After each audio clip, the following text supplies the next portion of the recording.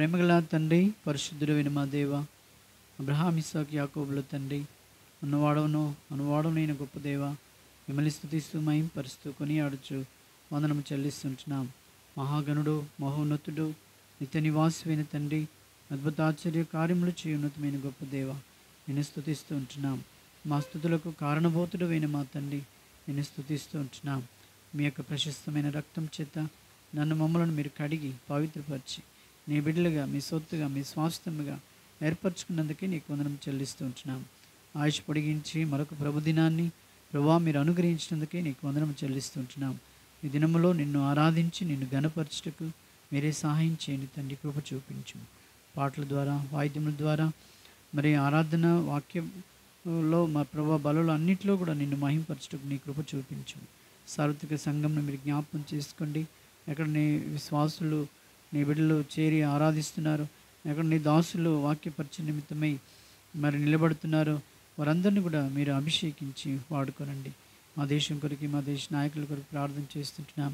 ఇజ్రాయెల్లో మరి జరుగుతున్న యుద్ధం కొరకు కూడా ప్రార్థన చేస్తుంటున్నాం. సహాయపడుతూ రావాల్సిందిగా నీ సన్నిధిలో ప్రార్థిస్తుంటున్నాం. ప్రభా, ప్రపంచం అంతట్లో కూడా ఎక్కడ చూసినా శాంతి సమాధానము లేని స్థితిలో ఉంటున్నాయి. ప్రభా, నీ యొక్క రాకడకు ప్రభా నీవు మా తండ్రి త్వరలో రానయ్యున్నందుకై నీకు వందనం చెల్లిస్తుంటున్నాం. వీటన్నిటిలో కూడా మేము సిద్ధపాటు కలిగి నేను గనపరుస్తూ ప్రభా రావాల్సిందిగా నీ సన్నిధిలో ప్రార్థిస్తూ సమయాన్ని మమ్మల్ని మీ చేతులకు అప్పచెప్తుంటున్నాం. రావాల్సిన వారి త్వరపెట్టి తీసుకురండి. మీ యొక్క నీ సన్నిధి మాతో ఉంచండి. అమూల్యమైన రక్త ప్రోక్షణ తెచ్చుకుంటూ మమ్మల్ని తగ్గించుకుంటూ మా ప్రభును ప్రియరక్షకుడైన యేసుక్రీస్తు ఉన్నతమైన నామంలో స్తుతించి ప్రార్థిస్తున్నాం తండ్రి. ఆమేన్.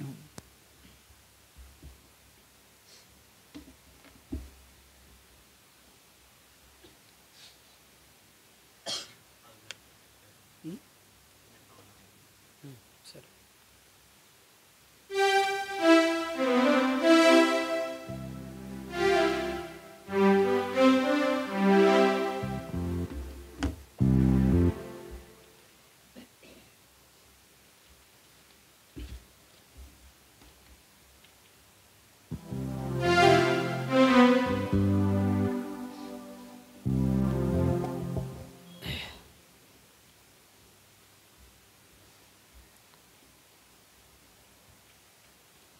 పాట సంఖ్య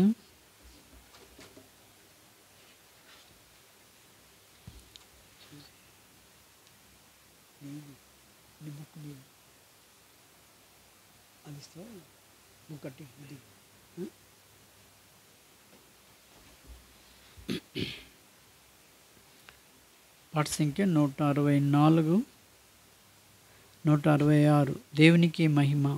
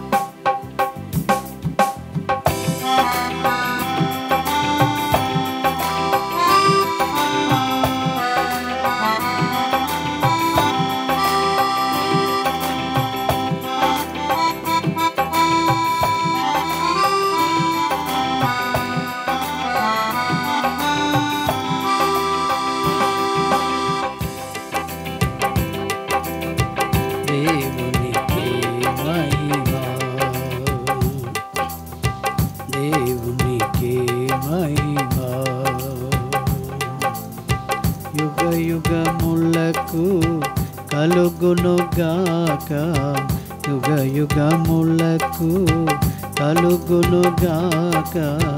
దేవునికే మహిమ, దేవునికే మహిమ.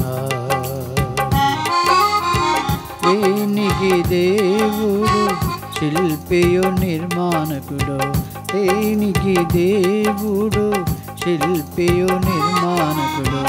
దానికి మనలను వారసులుగా చేసి, దానికి మనలను వారసులా చేసి, వందనములను చెల్లింతుము, వందనములను చెల్లింతుము. దేవుని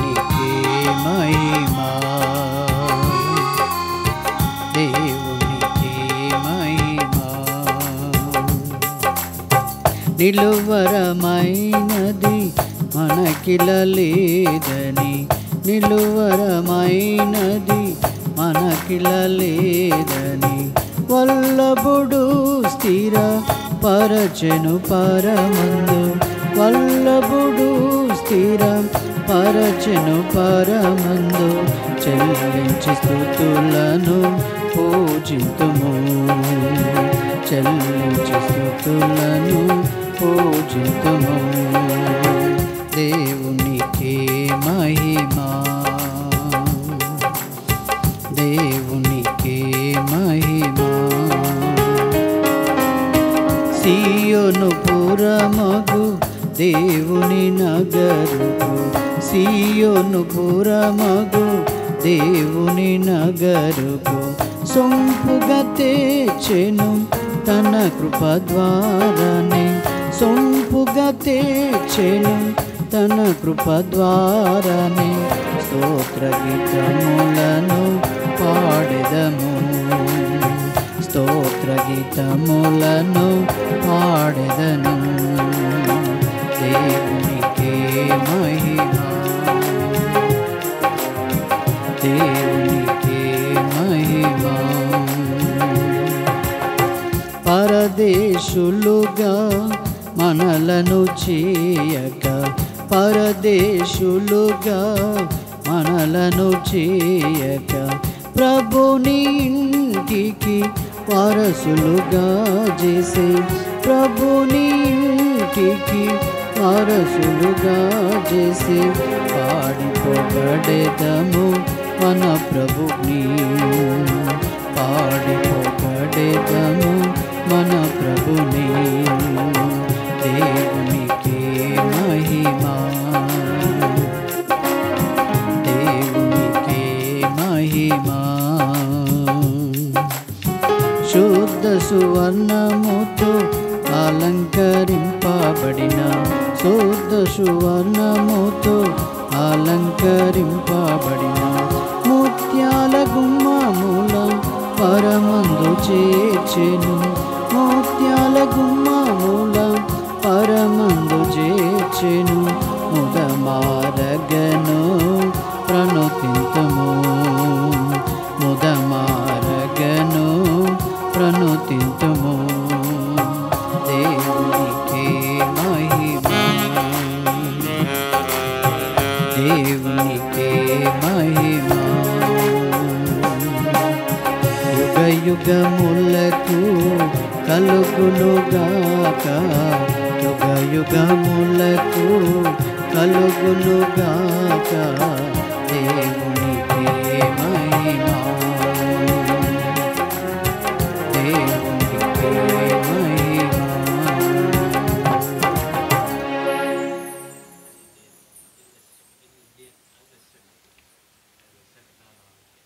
అవునవును, కరెక్ట్గా.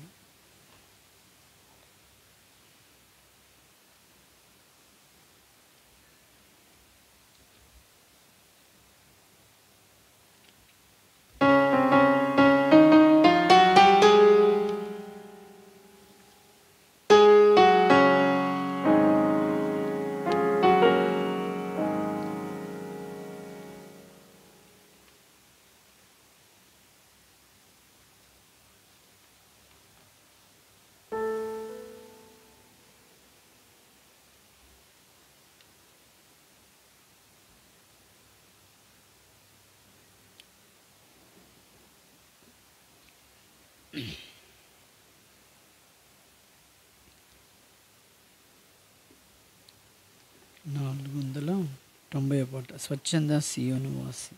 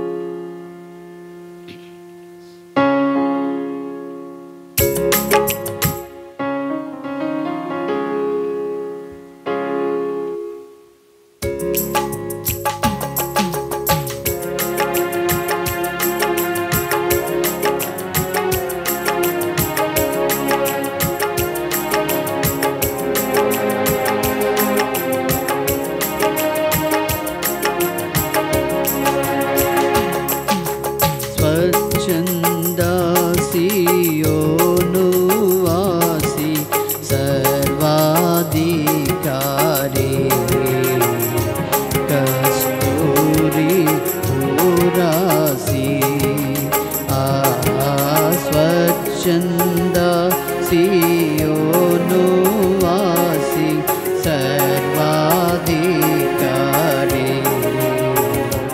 కస్తూరి పురాసి వర్తమాన భూత భవిష్యత్కాల వాసి వర్తమాన భూత భవిష్యత్కాల వాసి అల్ఫా ఓమెగా తానే అల్ఫా ఓమెగా తానే ఆద్యంతము మన యేసే ఆద్యంతము మన యేసే స్వచ్ఛంద సియోను వాసి సర్వాధికారి కస్తూరి పురాసి ఇదిగో నేనొక నిబంధనను అద్భుతముల చేతును నీ ప్రజలందరి ఎదుట ఇదిగో నేనొక నిబంధనను అద్భుతముల చేతును నీ ప్రజలందరి ఎదుట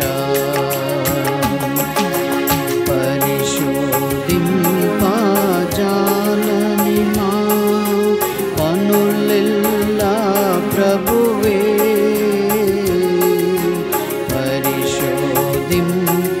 పరిశోధింపజాలని మా పనులెల్లా ప్రభువే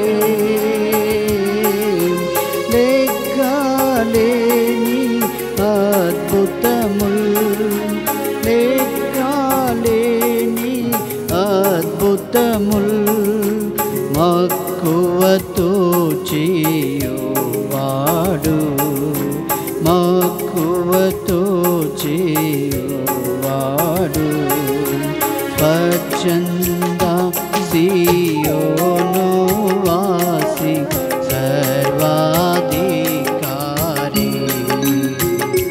కస్తూరి పురాసి స్వచ్ఛంద సియోను వాసి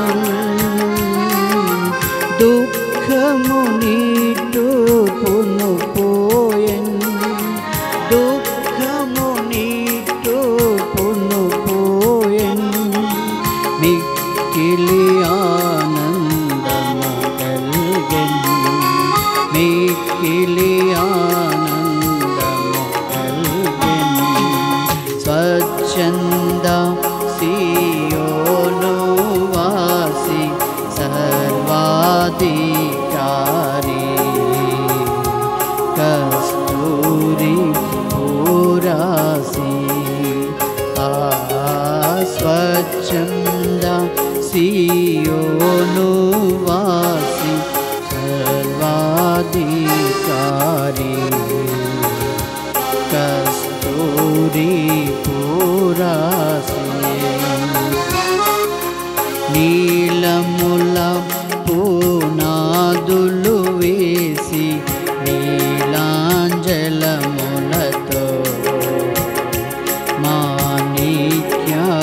మాణిక్యమణులతో నీలముల పునాదు వేసి నీలాంజలములతో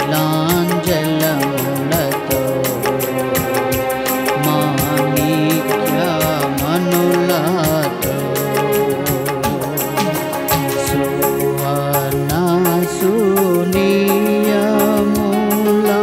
సూర్యకాంతముతో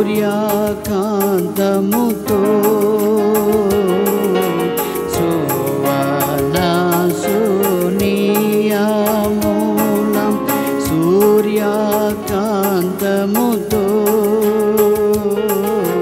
ప్రశస్త రత్నములతో ప్రశస్త రత్నములతో ప్రవిమలముగ నిన్ను కట్టెదను ప్రవిమలముగ నిన్ను కట్టెదను స్వచ్ఛంద సియోను వాసి సర్వాధికారి కస్తూరి పురాసి స్వచ్ఛంద సియోను వాసి సర్వాధికారి కస్తూరి పురాసి సుమములహారం సంతోషానంద తైలము నీదే స్తుతి వస్త్రమును నీదే సుమములహారం సంతోషానంద తైలము నీదే స్తుతి వస్త్రమును నీదే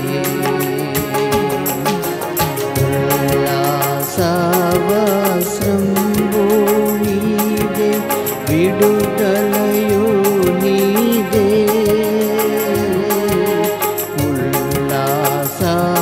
ఉల్లాసవస్త్రంబు నీదే విడుదలయు నీదే హితవాసరము విముక్తి హితవాసరము విముక్తి ఆత్మాభిషేకము నీదే ఆత్మాభిషేకము నీదే స్వచ్ఛంద సియోను వాసి సర్వాధికారి కస్తూరి పురాసి స్వచ్ఛంద సియోను వాసి సర్వాధికారి కస్తూరి పురాసి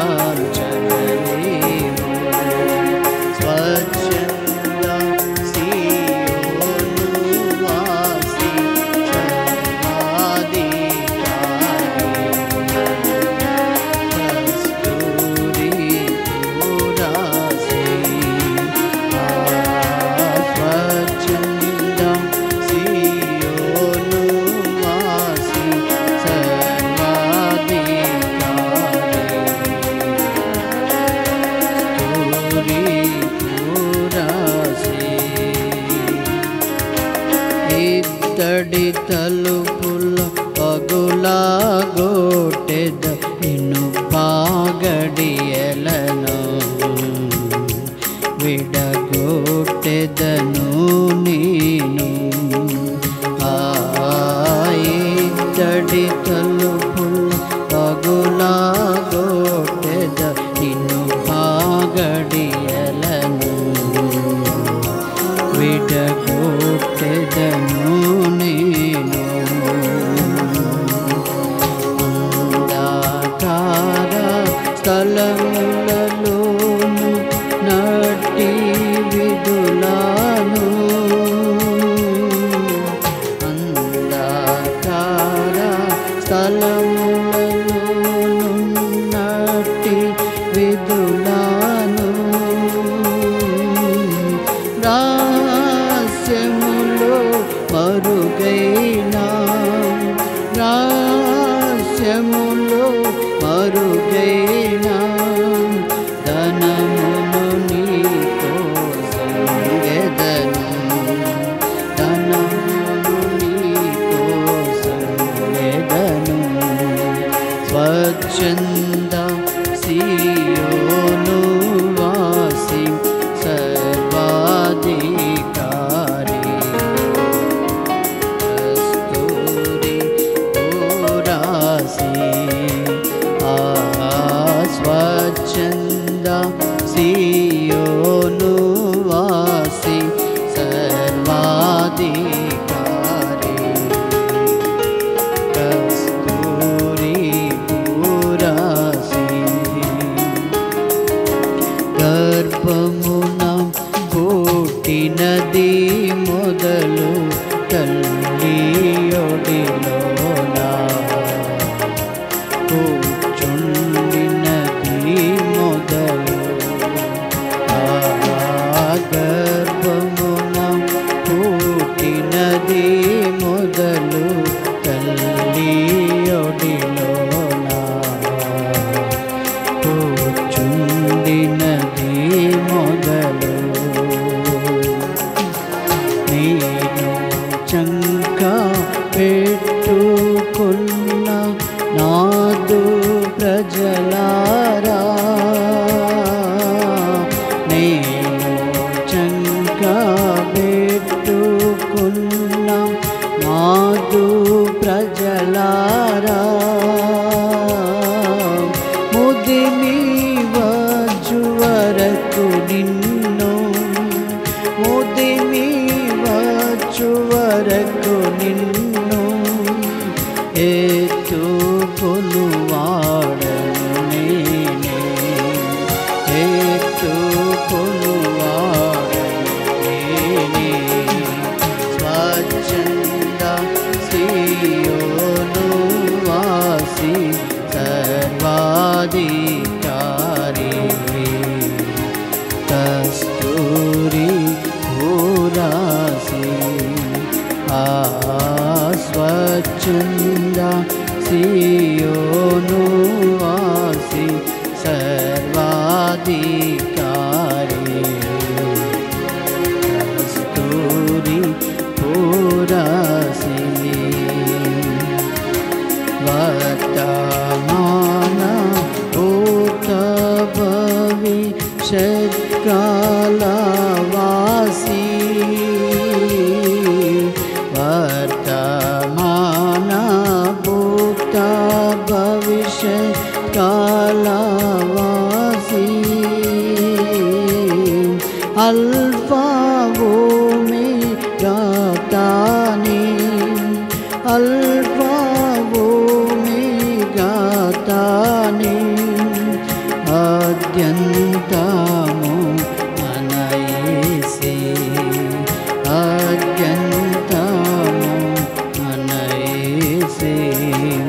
స్వచ్ఛంద సియోను వాసి సర్వాధికారి కస్తూరి పురాసి స్వచ్ఛంద సియోను వాసి సర్వాధికారి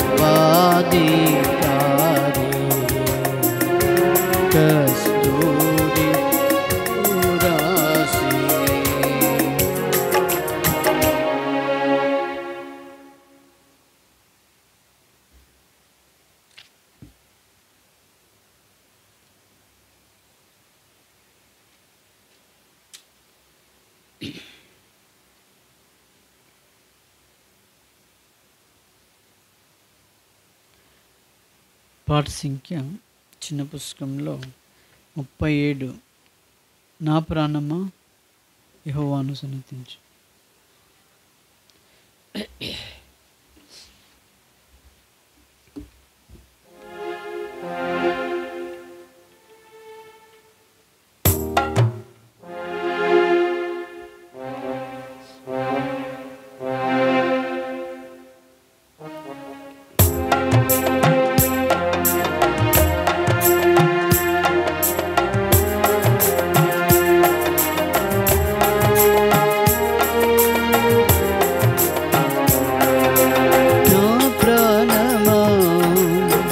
యెహోవాను సన్నుతించుము.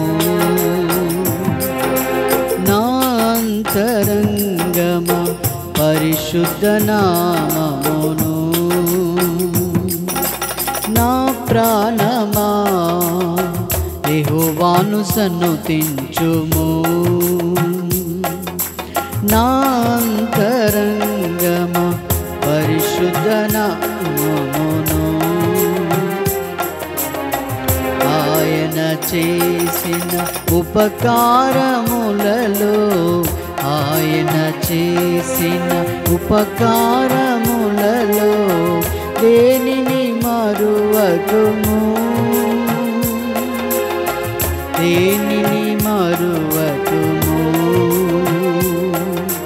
నా ప్రాణమా యెహోవాను సన్నుతించుము. నా అంతరంగము పరిశుద్ధ నామమును. నీ దోషములన్నీ క్షమించువాడు, నీ సంకటములన్నీ కుదుర్చువాడు.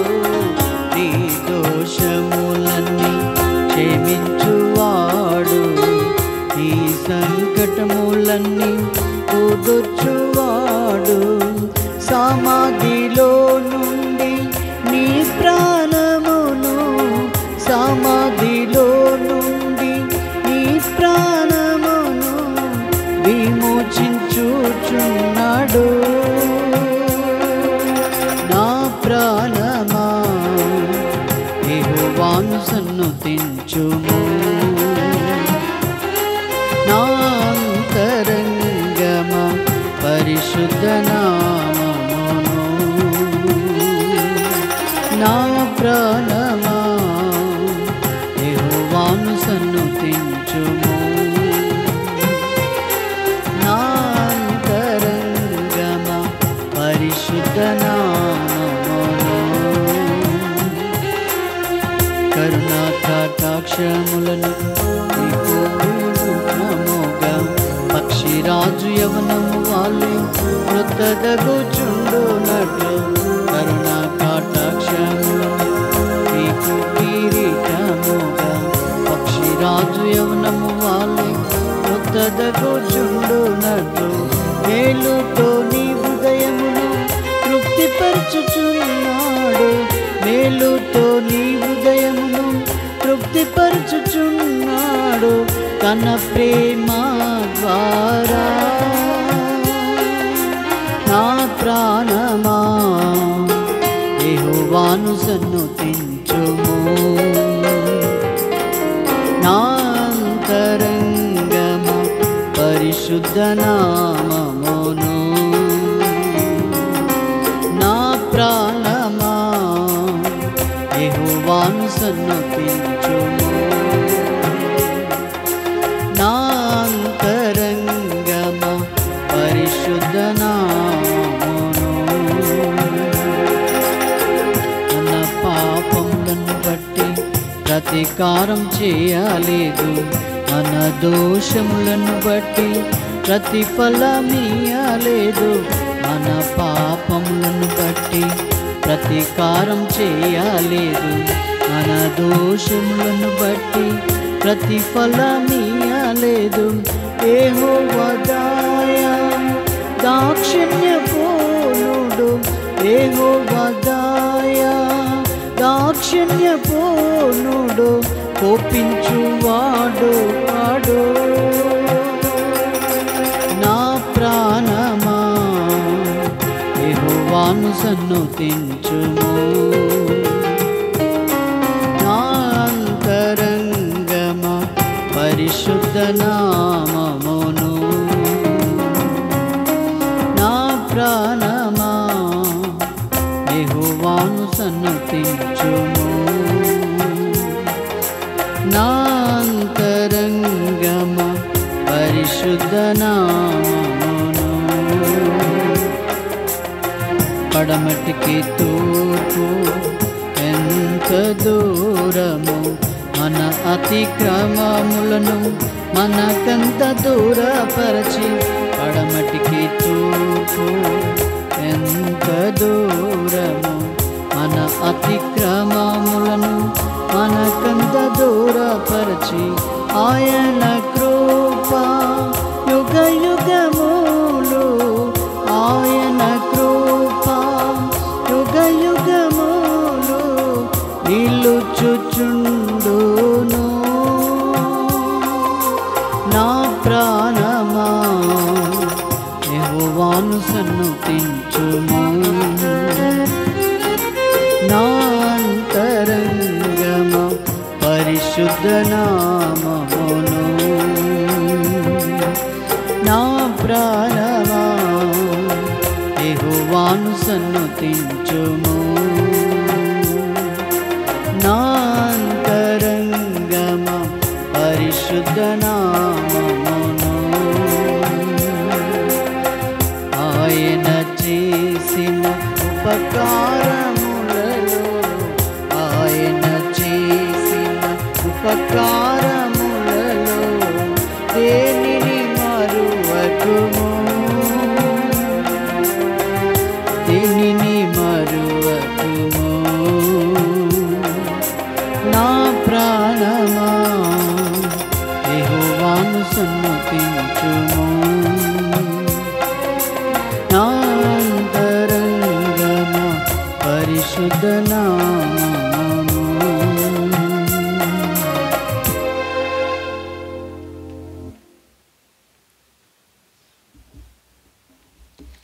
దేవుని వాక్యాన్ని చదువుకుందాం. కీర్తనలు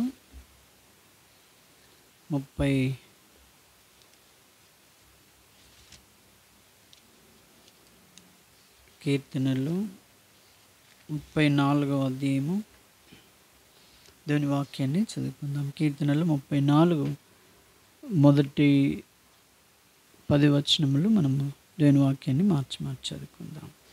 కీర్తనలు 34. నేను ఎల్లప్పుడూ యెహోవాను సన్నుతించెదను, నిత్యము ఆయన కీర్తన నోట నుండును.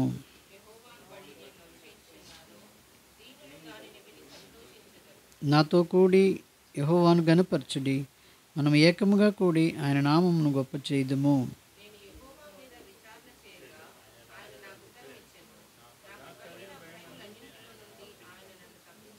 వారు ఆయన తట్టు చూడగా వారికి వెలుగు కలిగెను, వారి ముఖములు ఎన్నడను లజ్జింపకపోవును.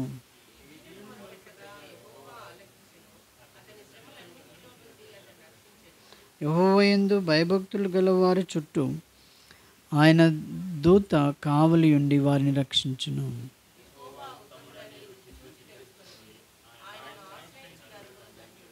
యెహోవా భక్తులారా, ఆయన యందు భయభక్తులు ఉంచుడి, ఆయన యందు భయభక్తులు ఉంచు వారికి ఏమీ కొదవలేదు.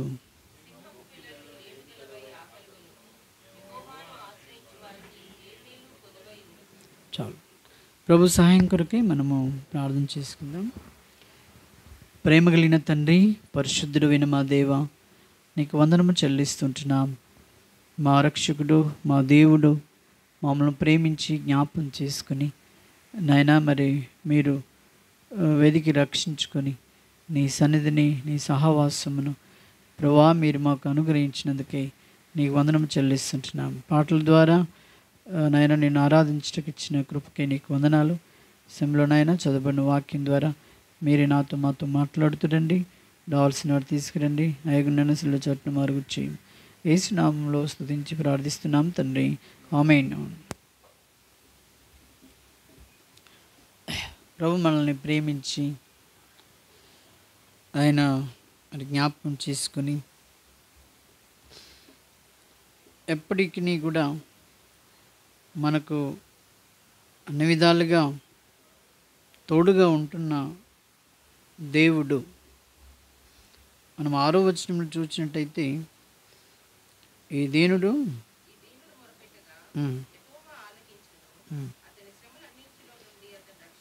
చాలు.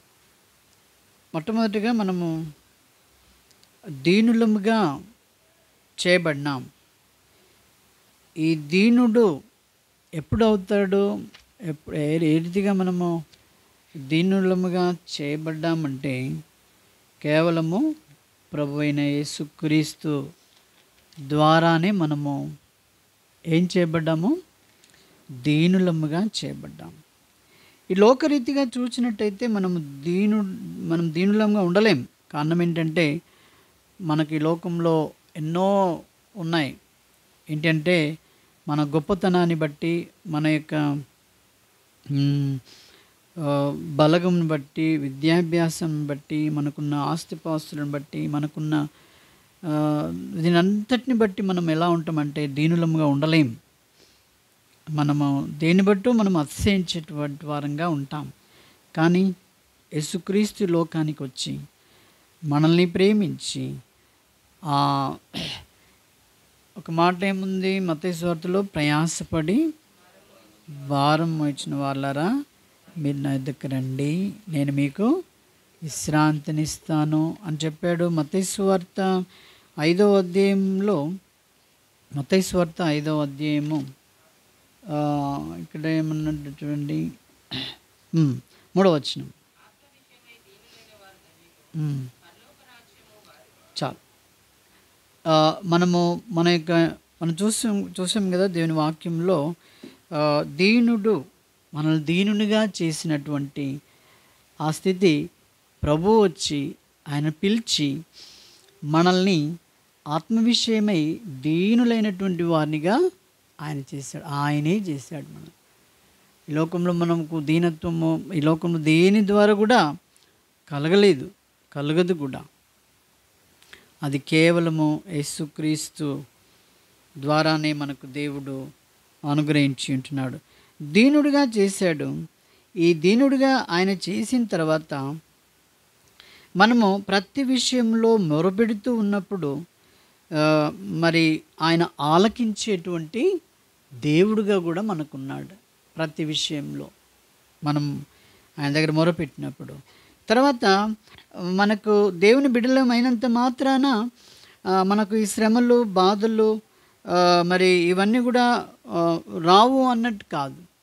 కాబట్టి అన్ని శ్రమలు వస్తాయి. కానీ అతను ఏమంటాడు, అతని శ్రమలన్నిటిలో నుండి అతనిని రక్షించను. 34:6 వచనంలో అతని శ్రమలన్నిటిలో నుండి ఏం చేస్తున్నాడు, మనల్ని రక్షిస్తూ ఉన్నాడు. భయంకరమైనటువంటి శ్రమలు, మరి ఎన్నో సమస్యలతో మనం మొరపెడుతూ ఉన్నప్పుడు ఆయన మరి ఆలకించి రక్షించేవాడుగా ఉంటున్నాడు. అందుకని దావీదు ఏమంటుందంటే, ఆయన మొదటి వచనం అంటాడు, అందుకని నేను ఎల్లప్పుడూ యెహోవాను సన్నుతించను. శ్రమలో, బాధలో, ఆనందంలో ఏ స్థితిలో ఉన్నప్పటికీ కూడా నేను ఎల్లప్పుడూ ఎవరిని, నా దేవుని బట్టి నేను సన్నుతించదను. నిత్యము ఆయన కీర్తి నా నోటను ఉంటుంది.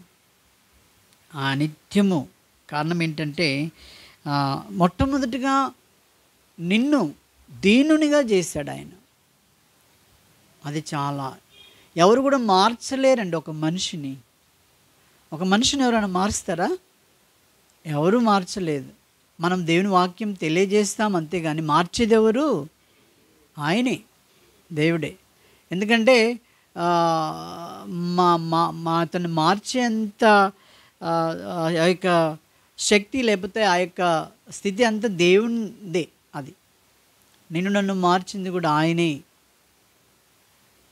ఆయన మార్చి ఆయన మరి సంతోషం, ఆనందం ఇచ్చినటువంటి దేవుడు నిన్ను నన్ను దీనునిగా చేశాడు. కాబట్టి నేను ఎల్లప్పుడూ యెహోవాను సన్నుతించెదను. తర్వాత ఏమన్నాడు, నిత్యము ఆయన కీర్తి నా నోట నుండు. నేను నిత్యము ఆయనను మరి కీర్తిస్తూ ఆయనను ఎందుకంటే ఆయన మనల్ని ప్రతి విధమైనటువంటి అవసరతల్లో, అక్కర్లో, సంతోషంలో అన్నిట్లో కూడా మనము మొరపెడుతూ ఉంటున్నాము కాబట్టి వాటన్నిటినీ ఆలకించుతున్నటువంటి దేవుడు.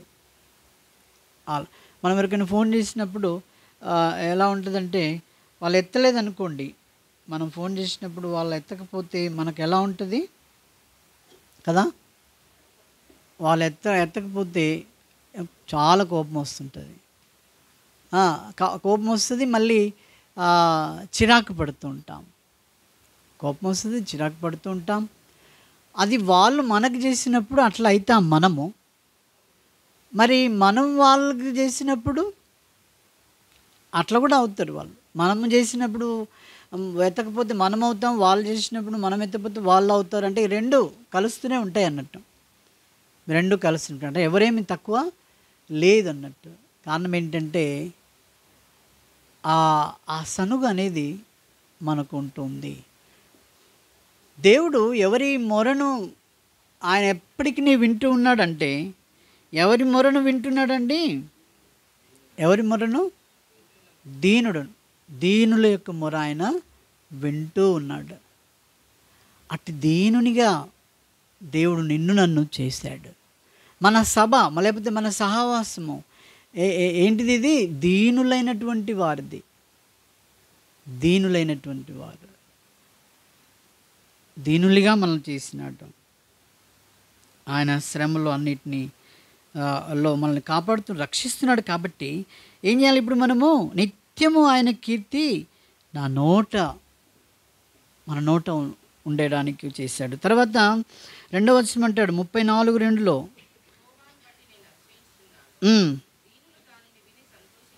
చాలు. ఇక్కడ కూడా మరి దేవుని బట్టే మనము అతిశయము, మనం సంతోషం, మన యొక్క ఏదైనా కూడా మనము ఏం కలిగి ఉండాలి? నీకు ఏమి ఇచ్చినా, ఏది ఉన్నా కూడా మనం ముఖ్యంగా మనము ఎవరిని బట్టి? దేవుని బట్టే మనము అతిశయిస్తూ రావాలి. నాకు ఇచ్చిన ఈ ఘనత, లేకపోతే నాకు ఇచ్చిన ఈ శ్రమ, లేకపోతే నాకు ఇచ్చిన ఈ బాధ, లేకపోతే నన్ను ఈ రీతిగా దేవుడు ఉంచాడు అంటే ఆయనని బట్టే, ఆయనని బట్టే. కాబట్టి ఆయన ఏదో నేను అతిశయించినాను. తర్వాత దీనులు దాన్ని విని సంతోషించుదురట. ఎందుకంటే తోటి సహవాసంగా, తోటి బిడ్డలుగా దేవుడు ఇప్పుడు క్రీస్తు రక్తంలో కడగబడినటువంటి సంఘముగా చేరినటువంటి మనల్ని ఇక్కడ ఏమని సంబోధిస్తున్నాడు? దీనులు కదా అండి. ఇప్పుడు 6వ వచనంలో ఏమన్నాడు? దీనుడు అన్నాడు. మరి 2వ వచనంలో చివరిలో ఏమన్నాడు? దీనులు. దీనుడు అంటే ఎవరండి? నేనే అనుకోండి, నేనే అనుకో. దీనులు అంటే మనమందరం కూడా, వీళ్ళందరూ ఈ దీనులలో దేవుడు ఏమీ కనపరచాడంటే, అందుకనే చాలామంది బయట చెప్పుకుంటారు. ఏమనంటారంటే, నేను ఒకసారి ఇక్కడ మన మండల్ పాస్టర్స్ ఫెలోషిప్ కూడా పాస్టర్స్ అందరూ అక్కడక్కడ పెడుతుంటారు. నేను కూడా ఒకటి పెట్టాను. ఇక్కడ పెడితే వాళ్ళందరూ వచ్చి నిలబడుతున్నారు అంతే. ఎందుకంటే వాళ్ళకి అలవాటు కదా. నేను మామూలుగా ఇట్లా వేసి పెడితే ఏం కావాలి వారికి? చైర్స్ కావాలి. మళ్ళీ వాళ్ళని నోటితే అంటున్నారు. వాళ్ళు ఏమంటారు? అబ్బో ఎబ్రోనా అండి, వాళ్ళందరూ ఎవరైనా కింద కూర్చుంటారండి. ఎవరైనా కానీ, వాళ్ళు ఎంత పెద్ద ఆఫీసర్ అయినా కానీ, ఎవరైనా కానీ వాళ్ళు ఏం చేస్తారట? కింద కూర్చుంటారట. అంటే ఏమంటాడు ఇక్కడ? దేవుడు అట్టి దీనులుగా, అందరిని దీనులుగా చేశాడు దేవుడు. ఈ దీనులైనటువంటి వారు దానిని విని ఏం చేశారట? సంతోషించుదురు. మనలందరినీ కూడా దేవుడు ఏమి ఉన్నా, ఏ కొమ్ములు, ఏ ఆస్తిలో, ఏ దాంట్లో నువ్వు గర్వించకుండా దేవుడు ఆయన కుమారుడు మనల్ని ఏం చేశాడు? దీనులుగా చేశాడు. అందుకనే దావీదు ఏమంటుందండి? 3వ వచనం, నాతో కూడి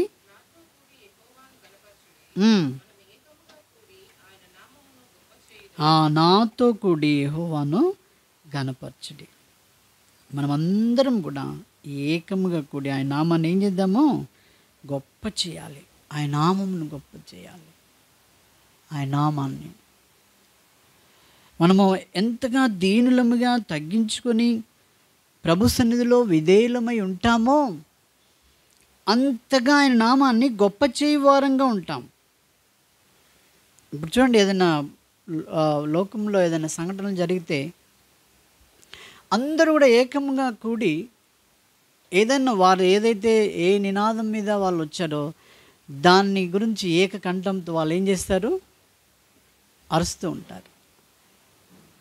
ఈ మధ్యలో ఒక అరుపు బాగా వినబడింది, వీ వాంట్ జస్టిస్, మాకు న్యాయం కావాలి అని. ఎన్ని కంఠాలు వినబడ్డాయి? చాలా. అయితే ఇక్కడ మరి పరిశుద్ధుడైనటువంటి దేవుని యొక్క సన్నిధిలో ఇదేంటంటే, మనము ఎంతగా తగ్గించుకొని ఎంతగా ఆయన నామమును గొప్ప చేస్తూ విధేయులమై ఉంటామో, మరి ఏకముగా ఆరాధిస్తూ ఏకముగా ప్రభు సన్నిధిలో మరి మనము సంతోషంతో జీవిస్తూ ఉంటామో, ఆ రీతిగా ఆయన నామాన్ని గొప్ప చేయడం, ఆయన నామాన్ని గొప్ప చేసేటువంటిది. నీ యొక్క విధేయతను బట్టి, నీవు దీనత్వం బట్టి ఆయనను గొప్ప చేయడం. తర్వాత ఇక్కడ మరి దేవుడు ఏం చేయాలంటే 8వ వచనం అన్నాడు కదా,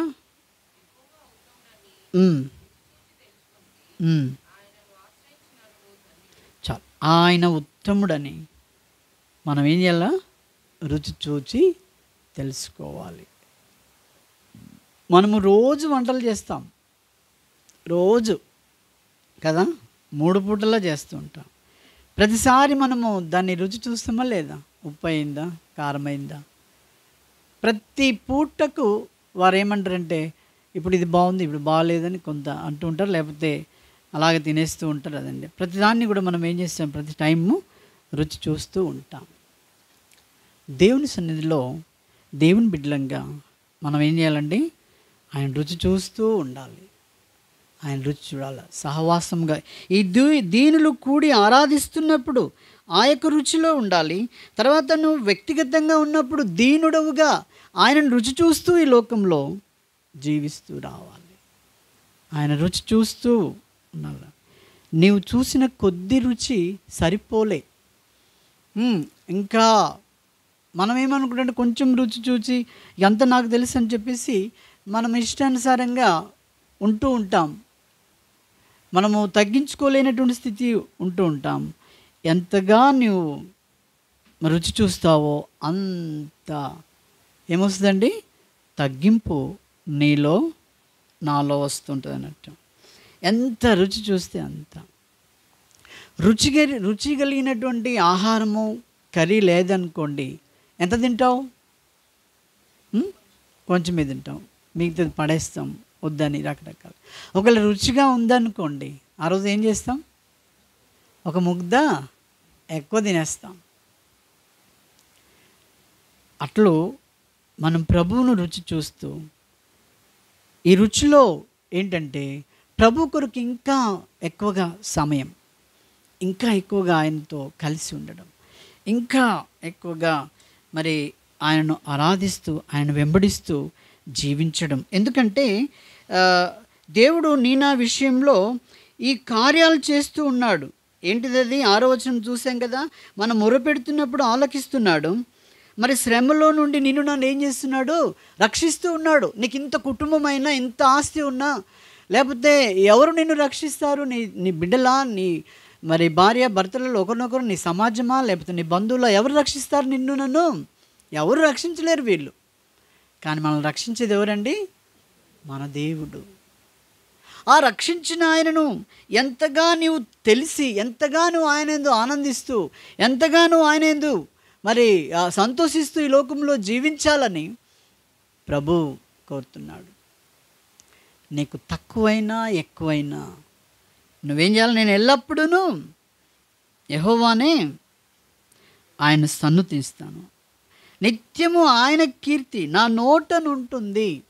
ఆయనే నాకు రుచికరంగా ఉన్నాడు, రుచి చూస్తూ ఉన్నాను. ఆయన రుచిగా ఉన్నప్పుడు ఆయన రుచికరంగా ఉన్నప్పుడు మనకి ఏది ఎట్లా ఉన్నా పర్వాలేదు.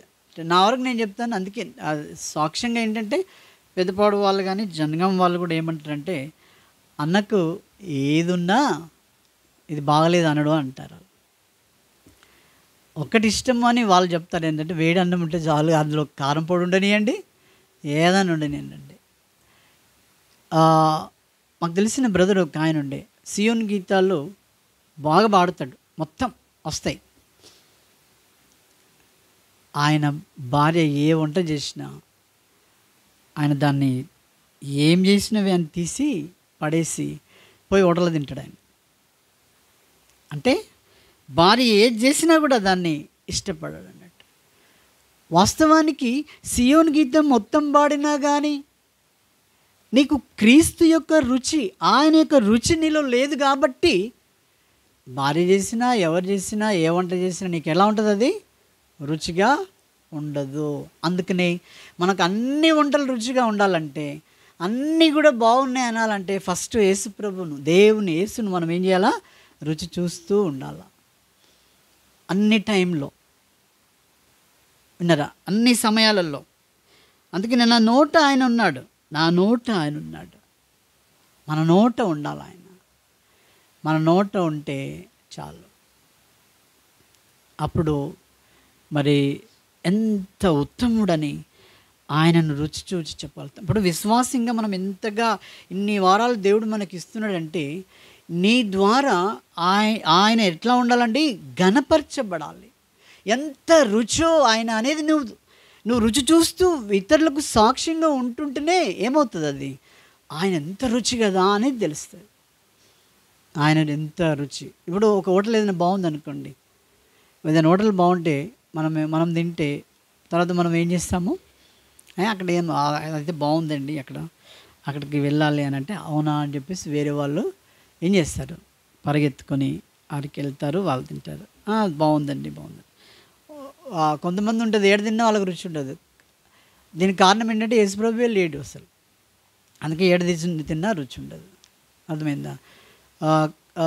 నేను యేసుప్రభుని నమ్ముకున్న ముందు సినిమాలు బాగా చూసేవాడిని కాబట్టి నేను ఎలా చెప్పేదంటే, వాళ్ళు ఇప్పుడే వెళ్ళి చూడాలన్నట్టుగా చెప్పేది నేను చూసి వచ్చిన తర్వాత ఆ స్టోరీ వాళ్ళు ఇప్పుడే వెళ్ళాలి అంతే అన్నట్టుగా దాన్ని అట్టహాసంగా వివరించి చెప్పడం అనేది జరుగుతూ ఉండేది. ఆ తర్వాత ప్రభు నాకు ఏమిచ్చాడంటే, మరి యేసుక్రీస్తుని గురించినటువంటి వివరణ, యేసుక్రీస్తుని గురించి చెప్పడం, ఆయన గురించి మనం తెలియజేయడం, ఆయన గురించి ఎక్కువగా ఉండడం అనేది మనము తెలియజేయాలి. అది రుచి. మన యొక్క రుచిలో ఎంతగా రుచి చూస్తుంటే అంతగా మనము ఆయన్ను ఘనపరుస్తూ రావాలని ప్రభు కోరుతుంటున్నాడు. కాబట్టి నువ్వు రుచి చూడు. ఈ రుచి ఎందుకు కొరకంటే నీకు బలం ఆత్మీయంగా, తర్వాత ఇతరులకు సాక్ష్యంగా ఉండడానికి కొరకై. నువ్వు ఆరాధిస్తున్నటువంటి వాడివి, ఆరాధిస్తున్న మనము ఇది నిజమైనటువంటి రుచిగా లేకపోతే మన ఆరాధన, మన యొక్క సాక్ష్యము ఎట్లా ఉంటుందండి? సప్పసప్పగా ఉంటుంది అన్నట్టు. అలా కాదు. నీ దేవుడు ఎలాంటి వాడంటే, నిన్ను ఆపదలలో నుండి, అన్నిట్లో నుండి, శ్రమలలో నుండి నిన్ను రక్షిస్తూ కాపాడుతున్నటువంటి ఈ గొప్ప దేవుడు. 7వ వచనం అన్నాడు, యెహోవా యందు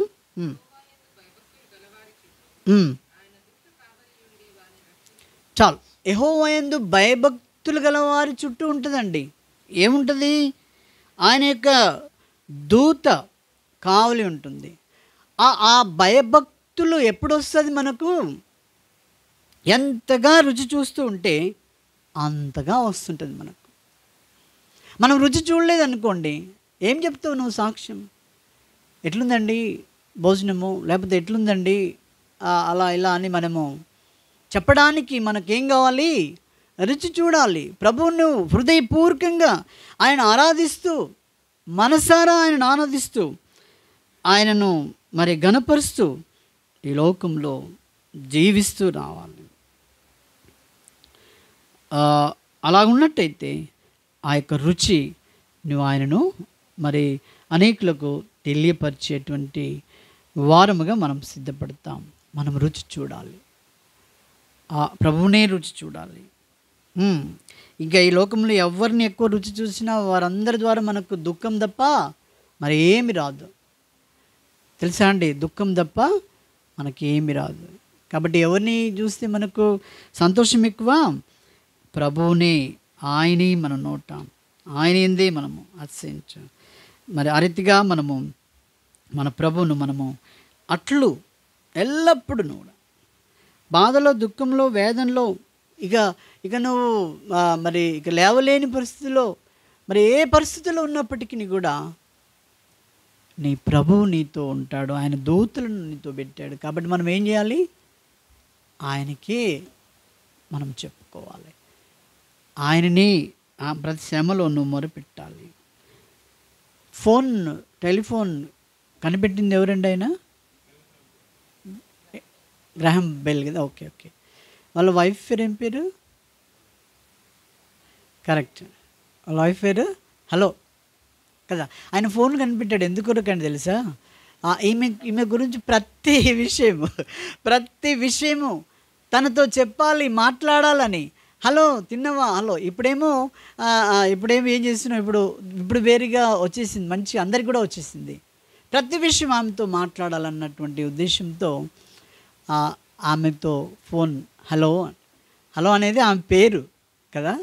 ఆమె పేరుతో మాట్లాడుతూ వచ్చాడు. ఇక్కడ మనం పేర్లు పెట్టి పిలుచుకొని మాట్లాడుతుంటాం కదా ప్రతి చిన్న విషయాన్ని. ఒకవేళ ఈరోజు నీకు చేయలేదనుకోండి, ఏమైంది నిన్న చేయలేదు, లేకపోతే ఏమైందిరా నిన్న చేయలేదు అని మనము కొంచెం బాధపడుతూ ఉంటాం కదా. అయితే దైవిక విషయంలో కూడా మనం ప్రతి సమయము మనం ఏం చేస్తూ రావాలి? ఆయనకు ఫోన్ చేస్తూ రావాలా. ఎవరికి? నీ దేవునికి ఆరాధన చేస్తూ నువ్వు ప్రతి విషయంలో ఆయన కృతజ్ఞతాస్తుతులు చెల్లిస్తూ, ప్రార్థిస్తూ, ఆయన అడుగుతూ, ప్రతి విషయంలో నువ్వేం చేయాలి? ఆయనతో మాట్లాడాలి, ఆయనకి చెప్పాలి, ఆయనతో ఉండాలి. నీకు బాధ కలుగుతుందా? శ్రమ కలుగుతుందా? నువ్వు మరి ఈ శ్రమలు నీకు ఎందుకు ఇస్తున్నాడంటే దీనులుగా చేయడానికి కొరకై. మనల్ని దేవుడు ఈ శ్రమలను ఎందుకు ఇస్తాడండి? మనం దీనులముగా చేయబడ్డ కొరకై. కాబట్టి ఈ దీనుడు మరి మొరపెట్టినప్పుడు ఆయన ఆలకిస్తాడు. తర్వాత 5వ వచనం ఏం చేసిండండి?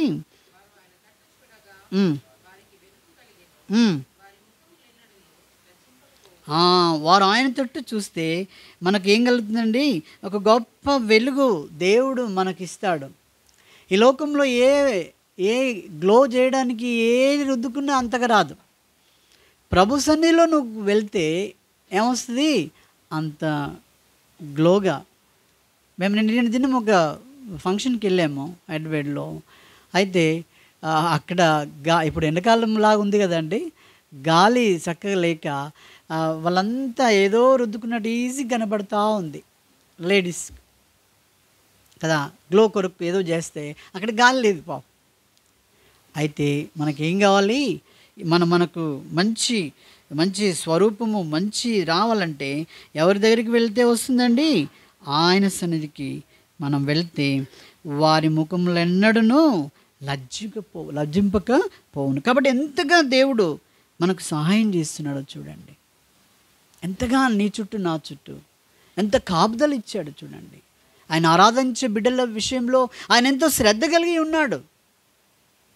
అలాంటి శ్రద్ధతో మన ప్రభువును మనము వెంబడిస్తూ ఆయన ఆరాధిస్తూ రావాలని ప్రభు కోరుతుంటున్నాడు. ఇప్పుడు మనం దేవుని బిడ్డలంగా ఏం చేస్తూ రావాలి? దావీదు వల్ల మనం కూడా నేను ఎల్లప్పుడూ యెహోవాను సన్నుతించెదను, నిత్యము ఆయన కీర్తి నా నోట నుండు. అదే కావాల్సింది దేవునికి, అదే కావాలి. ఆయన స్తుతించాలి, ఆయన ఆరాధించాలి, ఆయన ఘనపరచాలి, ఆయన మనం కొనియాడాలి. ఆ రీతిగా మనల్ని దీనులుగా చేయట కొరకే ప్రభువైన యేసుక్రీస్తు ఆయన దీనుడుగా చేయబడ్డాడు. ఆ కల్వరి శిలువలో ఆఖరి బొట్టు వరకు నీ కొరకే నా కొరకే ఆయన ఏం చేయబడ్డాడండి? కార్చినాడు. స్వరూపంను సొగసును కోల్పోయినాడు.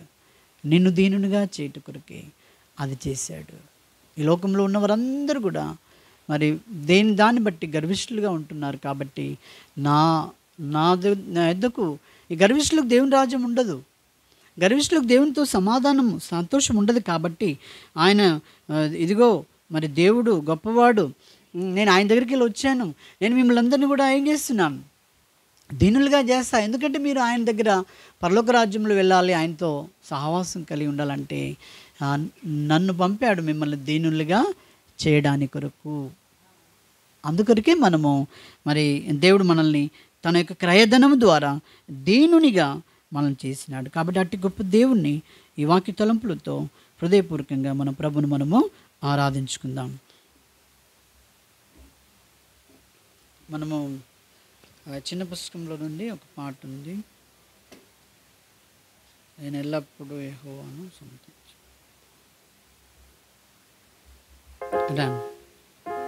33వ పాట.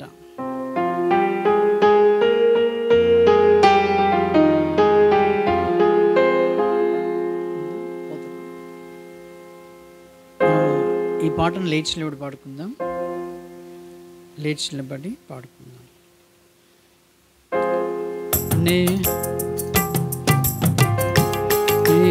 నేనెల్లప్పుడూ యెహోవాను సన్నుతించెదను, నిత్యము ఆయన కీర్తి నా నోటను. నేనెల్లప్పుడూ యెహోవాను సన్నుతించెదను, నిత్యము ఆయన కట్టు చూడగా వారికి వెలుగు కలిగేను. ఆయన కట్టు చూడగా వారికి వెలుగు కలిగేను. వారి ముఖములెన్నడు లజ్జింపకపోవు నిత్యము. వారి ముఖములెన్నడు లజ్జింపకపోవును నిత్యము. నేనెల్లప్పుడూ యెహోవాను సన్నుతించెదను, నిత్యము ఆయన కీర్తి నా నోటను.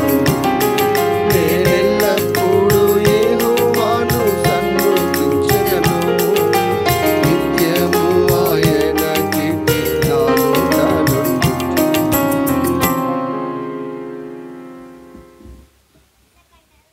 నాయన, నీవు నన్ను రక్షించుకున్నావు, అందుకే నీకు వందనాలు ప్రభా. రక్షించినది మొదలు నేటి వరకు కూడా ప్రతి కష్టంలో, శ్రమలో, బాధలో అన్నిట్లో కూడా మొరుపెట్టినప్పుడు మొరను ఆలకించి నాయన మరి మీరు రక్షిస్తూ కాపాడుతున్నటువంటి దేవుడు, అందుకే నేను స్తుతిస్తూ ఆరాధిస్తూ ఉంటున్నాను ప్రభా. ఎంతగా నన్ను ప్రేమిస్తున్న ప్రభువునకు నేనేమి ఇవ్వగలను తండ్రి. దావీదు వలె నేను కూడా ఎల్లప్పుడూ నేను స్తుతిస్తూ నిత్యము మీ యొక్క కీర్తన నా నోట మీరు ఉంచిన నీ ప్రేమను బట్టి నీకు వందనము చెల్లిస్తూ నీ బిడ్డలతో కలిసి నేను కూడా విడిన హృదయంతో స్తుతి ఆరాధన యేసుక్రీస్తు నామంలో మీకే సమర్పించుకుంటున్నాను తండ్రి. ఆమేన్.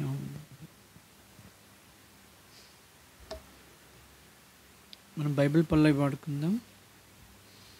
పఠింప శ్రేష్ఠ గ్రంథము బైబిల్, పఠింప శ్రేష్ఠ గ్రంథము బైబిల్, అనుదినము పఠించిన ప్రేమతోడ నడుపును. ఓ పఠింప శ్రేష్ఠ గ్రంథము Bible, the best book to read is the Bible. The best book to read is the Bible. If you read it every day, it will help you all the way. Oh, the best book to read is the Bible. दुनिया में सबसे प्यारी पुस्तक Bible, दुनिया में सबसे प्यारी पुस्तक बाइबल. पढ़ेंगे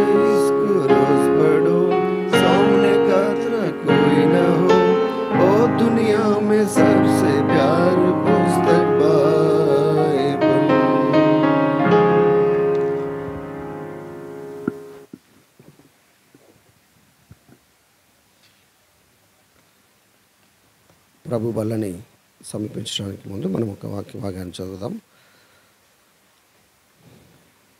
మొదటి వాక్య భాగము అపోస్తులుడైన పౌలు కొరింథీయులకు రాసిన మొదటి పత్రిక 11వ అధ్యాయము 28వ వచనాన్ని అందరం కలిసి చదువుదాం. కొరింథీయులకు రాసిన మొదటి పత్రిక 11వ అధ్యాయము 28వ వచనాన్ని అందరం కలిసి చదువుదాం.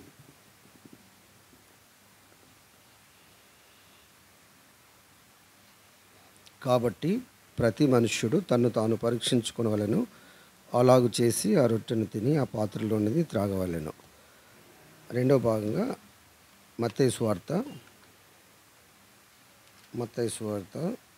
5వ అధ్యాయము 16వ వచనాన్ని అందరం కలిసి చదువుదాం.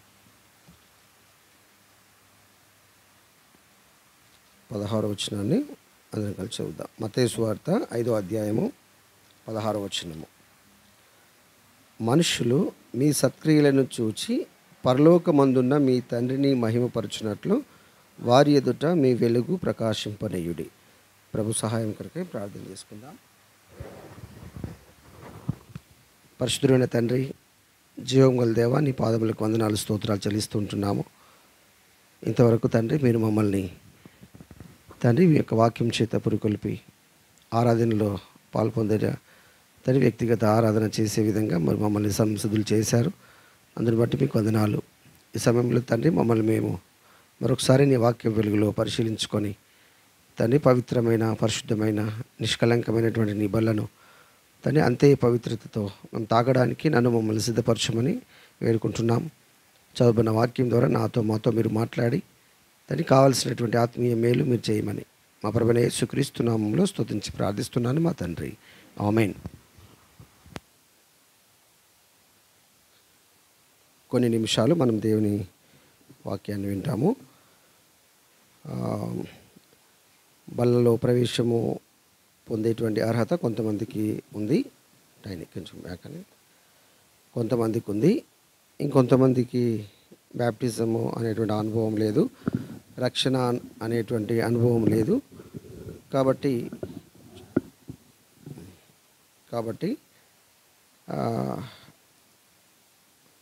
వారు అందులో పాలు పంపులు పొందలేనటువంటి స్థితిలో ఉన్నారు. సరే, ఏదేమైనా దేవుని యొక్క వాక్యము మన దగ్గరికి వస్తున్నప్పుడు అది బలలో చేయి వేసే వాళ్ళకి, బలలో చేయి వేయాలి అనుకునేటువంటి వారికి, ఆ తర్వాత దాని యొక్క విశిష్టత తెలుసుకొని బాప్టిజం రక్షణ అనుభవంలోకి రావడానికి కూడా ఈ యొక్క వాక్యము మనల్ని సిద్ధపరుస్తుంది. ఆ ఉద్దేశంతోనే మనము అలాంటి మనసుతోటి దేవుని యొక్క వాక్యం వైపు మనం చూడాలి. సరే, మంచిది. మనం చదువుకునేటువంటి రెండవ వాక్య భాగము మత్తయి సువార్త 5వ అధ్యాయంలో నుంచి మనము చదువుకున్నాం 16వ వచనాన్ని. ఈ మత్తయి సువార్త 5వ అధ్యాయము ఎందుకు ప్రారంభమైంది, ఎలాగా సందర్భం ఏంటో మనకు తెలుసు. ప్రభువైన యేసుక్రీస్తు యోహాను ద్వారా బాప్తిజం తీసుకున్న తర్వాత ఆ తర్వాత ఆయన అపవాది చేత శోధింపబడి వాక్యం చేతనే దానిని జయించాడు అని అనడం కంటే వాగ్వాదము జరిగినట్టుగా కూడా మనం అనుకోవచ్చు. మీరు ఈ విషయాలను గమనిస్తే యేసుక్రీస్తుకు దీటుగా సాతాను కూడా కీర్తనలో నుంచి, యెషయాలో నుంచి వాక్యాలను చెప్పినట్టుగా మనం చూస్తాం. అది అవునా కాదు అని మీకు అనిపిస్తే చూడండి, 6వ వచనంలో, 4వ అధ్యాయము 6వ వచనంలో మనం ఈ మాట చూస్తాం. శిఖరమున నిలబెట్టి నీవు దేవుని కుమారుడవైతే కిందికి దుముకుము, ఆయన నిన్ను గూర్చి తన దూతలకు ఆజ్ఞాపించును, నీ పాదం ఎప్పుడైనా రాతికి తగలకుండా వారు నిన్ను చేతులతో ఎత్తిపట్టుకుందరు అని వ్రాయబడి ఉన్నదని ఆయనతో చెప్పాను. ఇది చెప్పింది ఎవరు? సాతాను. అంటే యేసుక్రీస్తు వాక్యంతోనే దాన్ని ఎదురించుతున్నాడు సాతానుతో. సాతాను కూడా అదే వాక్యం చేత దేవుని శోధిస్తున్నట్టుగా మనం చూస్తాం. సో ఇక్కడ సాతాను అనగానే ఎక్కడి నుంచి వచ్చాడు, ఆయన ఆరిజిన్ ఏంటో మనకు తెలుసు. ఆయన ఒక పెద్ద ప్రధాన దూత అని, అక్కడి నుండి గర్వము అనేటువంటి ఒక చిన్న ఆ క్యారెక్టరిస్టిక్ తాను ఉన్నందువల్ల అక్కడి నుంచి నెట్టివేయబడ్డాడని, దేవుని కంటే హెచ్చుగా చేసుకోవాలనే ఆలోచన వచ్చినప్పుడే ఆయన కిందకు పడి ఇటు అటు తిరుగుతూ ఉన్నట్టుగా మనం చూస్తాం. సరే, ఇక్కడ విషయం ఏంటంటే సాతానికి వాక్యం తెలుసు, మనకు కూడా వాక్యం తెలుసు. సో ఇప్పుడు వాక్యమే ఈ ఇద్దరి మధ్యలో నడుస్తుంది. చివరికి ప్రభువైన యేసుక్రీస్తే అక్కడ గెలిచాడు అన్నట్టు విషయం మనం చూస్తాం. వెళ్ళిపో అనగానే ఇంకా చివరికి ఇంకా నాతో అయ్యట్లేదు అన్నట్టుగా సాతాను వెళ్ళిపోయినట్టుగా మనం చూస్తాం. ఆ తర్వాత యోహాను చెరపట్టబడ్డాడని తెలుసుకున్న తర్వాత యేసుక్రీస్తు ఇక తన పరిచర్యని స్టార్ట్ చేశాడు. ఎక్కడుందన్నమాట అంటే 4వ అధ్యాయం 12వ వచనం తర్వాత నుంచి మనకు ఉంటుంది. యోహాను చెరపట్టబడనని తెలుసుకొని ఇక యేసుక్రీస్తు తన సువార్త పరిచర్యని ప్రారంభించాడు. ఈ సీక్వెన్స్ మనకు ఒక విషయం ఆలోచన చేయొచ్చు. దీనిలో యేసుక్రీస్తు పుట్టక ముందు ఎవరు సువార్తని లేదా ఎవరు త్రోవలని సరళం చేస్తున్నారు అని అంటే బాప్తిసం ఇచ్చేటువంటి యోహాను. సో యోహాను చెరపట్టబడ్డాడు అని అనగానే ఇక సువార్త మళ్ళీ ఇంకెవరో నడిపించాలి. ఆ నడిపించేటువంటి క్రమంలో ప్రభువైన యేసుక్రీస్తు అప్పటికి రెడీగా ఉన్నాడు. సో ప్రభువైన యేసుక్రీస్తు ఆ మాట ఎప్పుడైతే విన్నాడో యోహాను గురించి, ఇక ఆయన ఈ సువార్త పరిచర్యని తన ముందు పెట్టుకొని లేదా ప్రవక్తల యెషయాలో ఉన్నటువంటి ఆ ప్రవచనం నెరవేరినట్లు జరిగిననే మాట మనం ఇక్కడ 16వ వచనంలో కూడా చూస్తాం. సరే, ఆ తర్వాత నుంచి ఆయన ఏమంటాడంటే 17వ వచనంలో అప్పటి నుండి పరలోక రాజ్యము సమీపించి ఉన్నది కనుక మారు మనసు పొందుడని చెప్పుచు ప్రకటింప మొదలుపెట్టాను. ఇక్కడ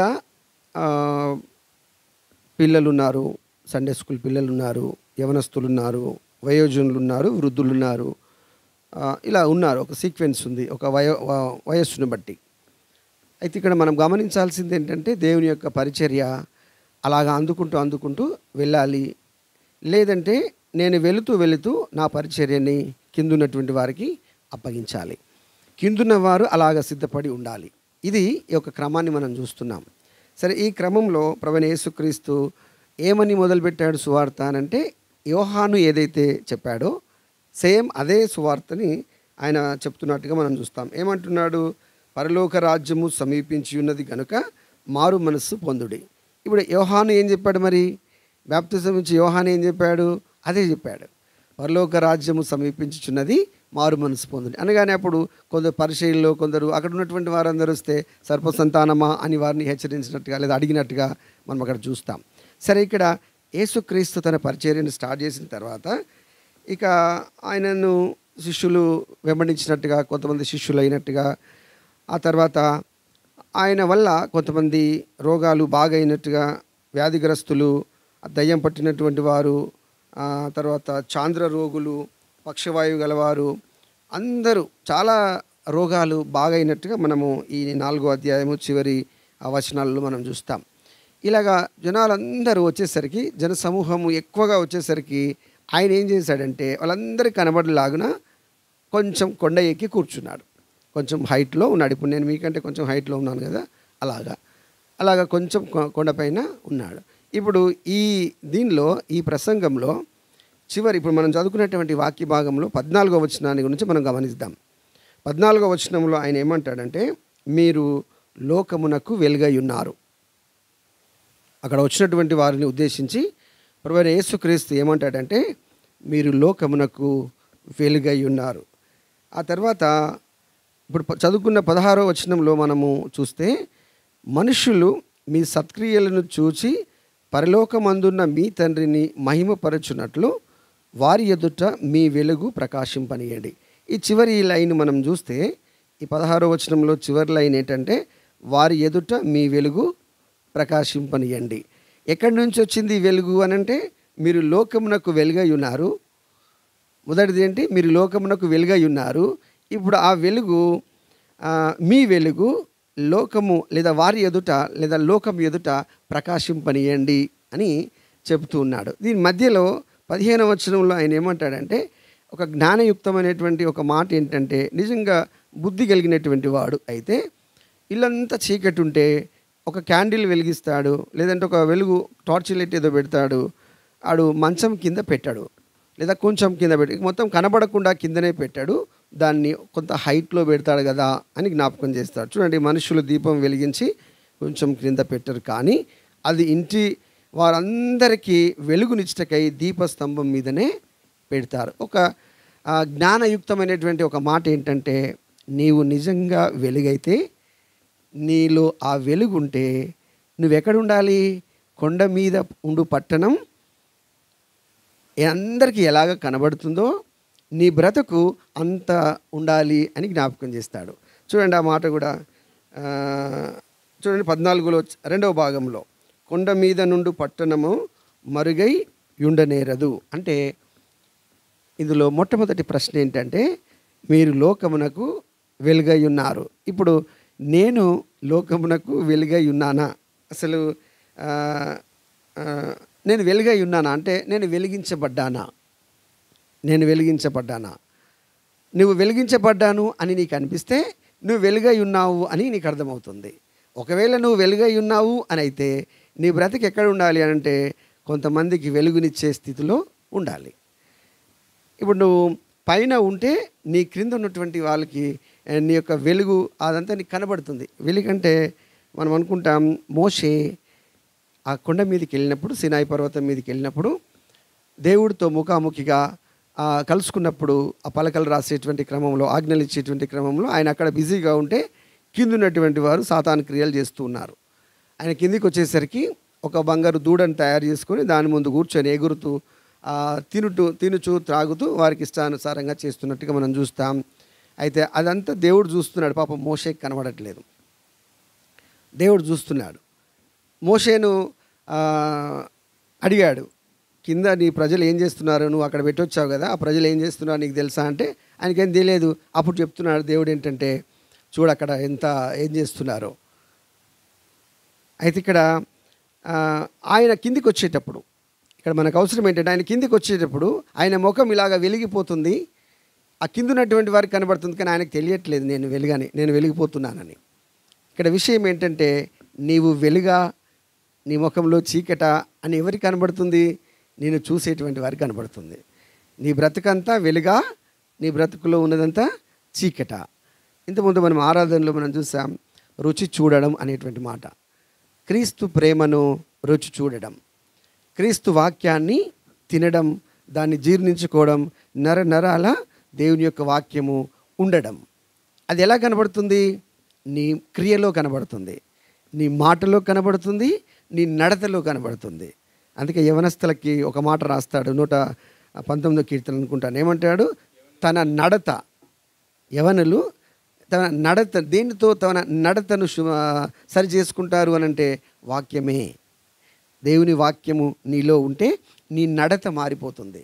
నేను చాలాసార్లు అంటాను, నడకకి నడతకి డిఫరెన్స్ ఉందని. నడక. సో నీ యొక్క లైఫ్ స్టైల్, నీ బ్రతికేటువంటి తీరు మారిపోవాలి, అంతేగాని నడక స్టైల్ మారడం అని కాదు. గూనివాడు స్ట్రేట్గా నడవడము ఇది కాదు. ఆ ముఖం మీద ఉన్న రాలిపోవడం ఇదంతా ఫిజికల్గా మనకు కనబడేది. చెమట వస్తే పోతుందని ఇంతకుముందు మనం విన్నాం. అదంతా ఫిజికల్గా నువ్వు ఏదైనా రాసుకో, ఏదైనా చేసుకో, కానీ అది ఉండదు అని అనడానికి ఒక చిన్న సాదృశ్యం తప్ప, నీ ఆత్మీయమైనటువంటి స్థితి మారితే నీ బ్రతికంతా చక్కగా ఉన్నట్టుగా కనబడుతుంది. కలర్ ఇంపార్టెంట్ కాదు అని అంటారు. ఎందుకంటే నువ్వు అందము ఇంపార్టెంట్ కాదంటారు, ఆస్తి ఇంపార్టెంట్ కాదంటారు. ఏంటి? గుణమే ప్రధానమని అంటారు. అంటే ఏంటి? ఆ గుణం ఎక్కడుంది? మరి లోపలుంది. అది ఎక్కడి నుంచి వస్తుంది? ఆత్మలో నీ పరివర్తన సరిగా ఉంటే నీ గుణం నీ బ్రతుకంతా రిఫ్లెక్ట్ అవుతుంది. దేవుని వాక్యము అదే చెప్తుంది. అట్లంటే ఆఫ్రికన్స్ ఉన్నారు, ఆఫ్రికన్స్ ఎంత అది ఉంటారు, కానీ ఆఫ్రికన్స్లో చాలా ఉన్నాయి. మనం ప్రపంచమంతా చూస్తే దేవుని పోలిక, చాలామంది అంటారు నువ్వు దేవుని పోలికలో చేయబడ్డావని. చిన్నపిల్లలు ఎవరు అడిగారు నన్ను ఒకసారి, మరి ఏంటి డిఫరెంట్ స్ట్రక్చర్స్ ఉన్నాయి ఏంది మోకాంలలో అంటే, అయ్యో పోలిక అంటే రూపం అంటే సేమ్ యాజ్ ఇట్ ఈస్గా. ఇప్పుడు నేను జీససా? నా ఫేస్, ఆయన ముక్కు ఇలా వంకరటిగా అది కాదు కదా. ఆత్మలో ఆయన రూపం ఉండాలి. ఎందుకంటే మట్టితో చేసిన తర్వాత దానికి రూపమే, దానికి జీవం ఎప్పుడొచ్చింది?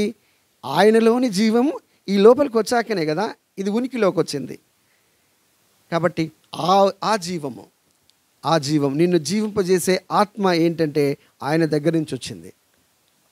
కాబట్టి ఇక్కడ నీ బ్రతుకు వెలిగింపబడ్డది అనేటువంటి ఆలోచన లేదా నిశ్చయత నీకున్నది అయితే, ఇప్పుడు నీ బ్రతుకు ఎక్కడుంది? కొండపైనుందా, కొంచెం క్రిందుందా? ఎంతమందిని నువ్వు వెలిగిస్తున్నావు? ఇప్పుడు ఈ వెలిగించడం అనేటువంటి మాటను గురించి మనం ఆలోచన చేస్తే ఎలాగా అది రుజువు అవుతుంది నేను వెలిగిస్తున్నాను అని చెప్పాలి అని అంటే, ఇప్పుడు నన్ను చూస్తున్నారు అనుకోండి, నా బ్రతుకుని కొంతమంది చూస్తే ఉంటే ఇట్లా జానన్నలాగా ఉండాలి అని కొంతమంది అనుకున్నారనుకోండి, అలా అనుకున్నారనుకోండి, అప్పుడు అదేంటండి? నేను కొంతమందిని వెలిగించినట్టే. అది మంచితనంగా వెలిగిస్తున్నానా, చెడ్డతనంగా వెలిగిస్తున్నానా, అది తర్వాత ముచ్చట. ఇప్పుడు ఫర్ ఎగ్జాంపుల్ ఒక క్రూరమైనటువంటి ఆలోచనలు కలిగి ఉన్నటువంటి వ్యక్తికి ఎవరు రోల్ మోడల్గా ఉంటారండి? అంతకంటే క్రూరంగా ఆలోచన చేసేటువంటి వాడు కదా. ఒక విలన్కి ఇంకొక పెద్ద విలనే హీరో అవుతాడు. ఒక మంచిగా చేయాలనుకున్నవాడు ఇంకా గొప్ప మంచితనం చేసేటువంటి వాడే హీరోగా కనబడతాడు. ఇప్పుడు మన హీరో ఎవరు? మన రోల్ మోడల్ ఎవరు? మన మాదిరి ఎవరు అని అంటే యేసుక్రీస్తే ప్రథమము. ఆ తర్వాతనే ఈ ప్రవక్తలు, ఈ అపోస్తలులు, ఇలా సేవకులు, నీ ముందున్న తల్లిదండ్రులు, ఇంకెవరైనా. కాబట్టి ఇక్కడ వారి బ్రతుకులను మనం చూస్తున్నప్పుడు మనం ఎలాగా మార్చుకుంటున్నామో, మన బ్రతుకులు చూసినప్పుడు కిందున్నటువంటి వారు తమ బ్రతుకులను మార్చుకోవాలి. ఇక్కడ ఫిజిక్స్లో లైట్కి ఒక డెఫినేషన్ ఉంటుంది. లైట్, వెలుగు అని అంటే ఒక డెఫినేషన్ ఉంటుంది. ఏంటంటే అది ఏం చేస్తుందంటే మీ ముందు ఉన్నటువంటి దాన్ని నా కళ్ళకి కనబడేట్టుగా చేస్తుంది. అదే దాని డెఫినేషన్. ఏంటంటే ఆ లైట్ నీ మీద పడితేనే ఆ రిఫ్లెక్షన్ నాదొక వస్తే, ఇమేజ్ని కలెక్ట్ చేసుకొని నాకు వస్తే నువ్వు ఉన్నావు అనే ఉనికి నాకు కనబడుతుంది, నాకు తెలుస్తుంది. అది లైట్ చేసేటువంటి పని. చీకట్లో ఉన్నామనుకోండి, నువ్వు నాకు కనబడవు. మొత్తం అందరం చీకట్లో ఉన్నామనుకోండి, ఇప్పుడు ఎవరు ఉన్నారంటే ఇలా తడుముకుంటాం. కానీ వాస్తవంగా నువ్వు అక్కడ ఉన్నావని నాకు తెలియదు, నీ రూపం ఎట్లుందో నేను చెప్పలేను. అయితే దేవుడు ఏమంటాడంటే, మీరు లోకమునకు వెలుగై ఉన్నారు, ఎందుకంటే నేను మిమ్మల్ని వెలిగించాను. ఇప్పుడు నేను లేని ఇక్కడ, ఇప్పుడు నాకు ప్రతినిధులుగా ఎవరున్నారు? మరి వెలిగించబడిన నువ్వే ఉన్నావు. నీ బ్రతుకును కొంతమంది చూస్తే వారి బ్రతుకులు వెలిగించుకోవాలి. నిన్ను చూసి ఇంకా వారు కిందికి పోతున్నారనుకోండి, అప్పుడు నీవు వెలిగించబడలేదు అని అర్థం. అది నువ్వు ఎక్కడున్నా ఫలానా వ్యక్తి లాగా ఉంటే చాలు, ఈ లక్షణం చాలా బాగుందండి, నేను అలాగా ఉంటే చాలు అని ఎవరైనా ఒకరు అనుకున్నా, నీ బ్రతుకు కొండ మీద ఉండేటువంటి పట్టణంలాగా, లేదా వెలిగించబడి ఒక దీపస్తంభం మీద పెట్టినటువంటి వాడిగా. ఇదంతా నేను చెప్తున్నాను. ఆయన కోరిక ఏంటంటే ఒక కుటుంబము చాలు అని అంటాడు. చూడండి, దీపస్తంభం మీద పెట్టినప్పుడు ఏమవుతుంది? ఇక్కడ ఇంటి వారందరికీ వెలిగిస్తుంది. అంటే నీ వెలుగు ఎక్కడ స్టార్ట్ అవ్వాలి? ఇంట్లోనే స్టార్ట్ అవ్వాలి. అది ఇంట్లోనే నువ్వు వెలుగుతున్నటువంటి నీ స్థితి నీ ఇంట్లో ఉండాలి. ఆ తర్వాత సమాజంలో, ఆ తర్వాత కొండపైకి వెళ్తుంది. సో ఈ స్థాయిలను నువ్వు ఒకసారి ఆలోచన చేస్తే నీ బ్రతికి ఎక్కడుంది అని. నేను దీన్ని ఇంకోలా చెప్తాను. ఏంటంటే కొంతమందికి చెప్తాను. 30-40 ఏళ్ళ సర్వీస్లో నేను ఉన్నాను అని అన్నాను అనుకోండి, నేను, లేదా టీచింగ్ ఎక్స్పీరియన్స్ నాకు ఉంది అని అన్నాను. మరి నేను ఎంత బాగా చెప్పాలి? నేను ఏదైనా చెప్తే ఎంతమంది అట్రాక్ట్ అవ్వాలి? ఎంతమంది ఇంకా వింటే బాగుండని అనిపించాలి? చదువుతున్నది ఒకే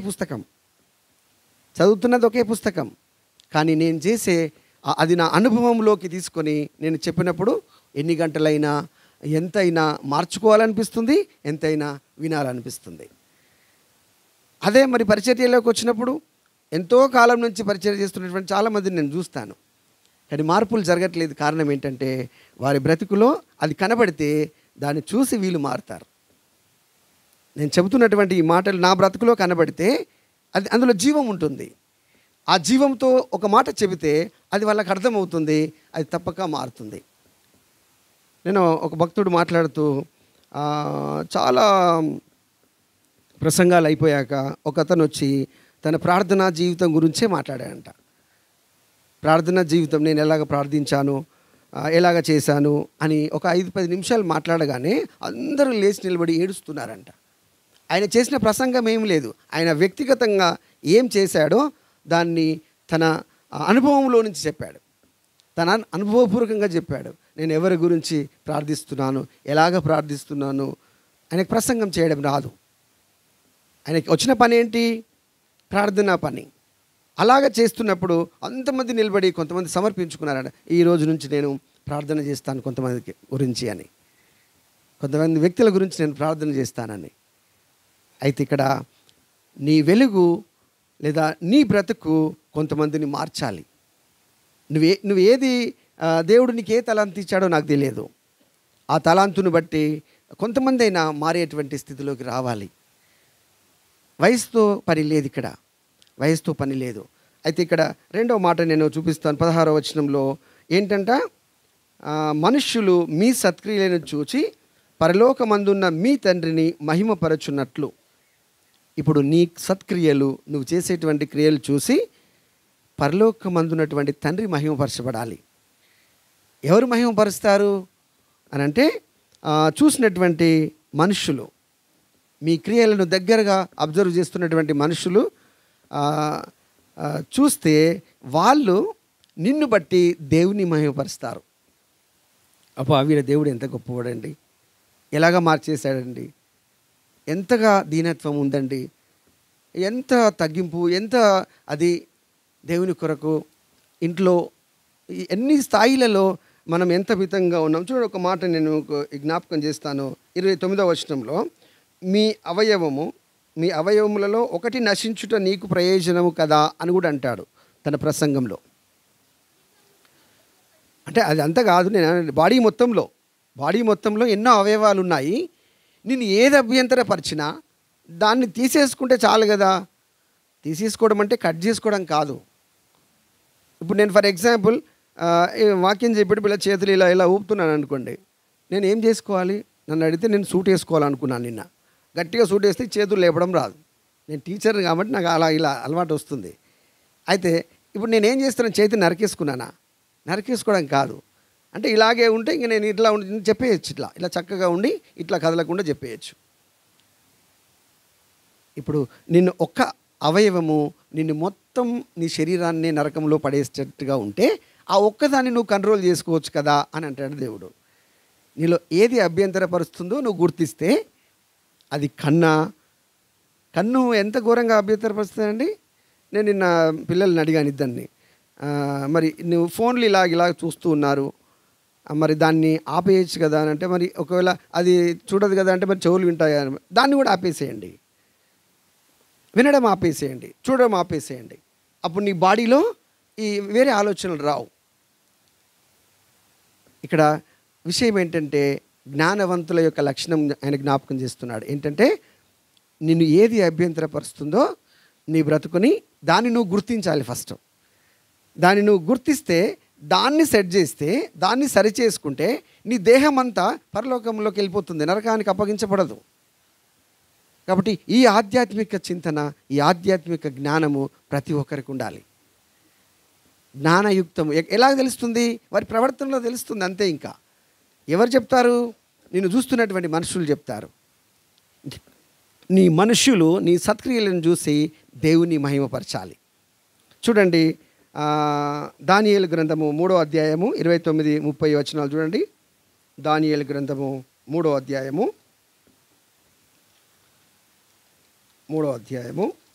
29-30 వచనాలు.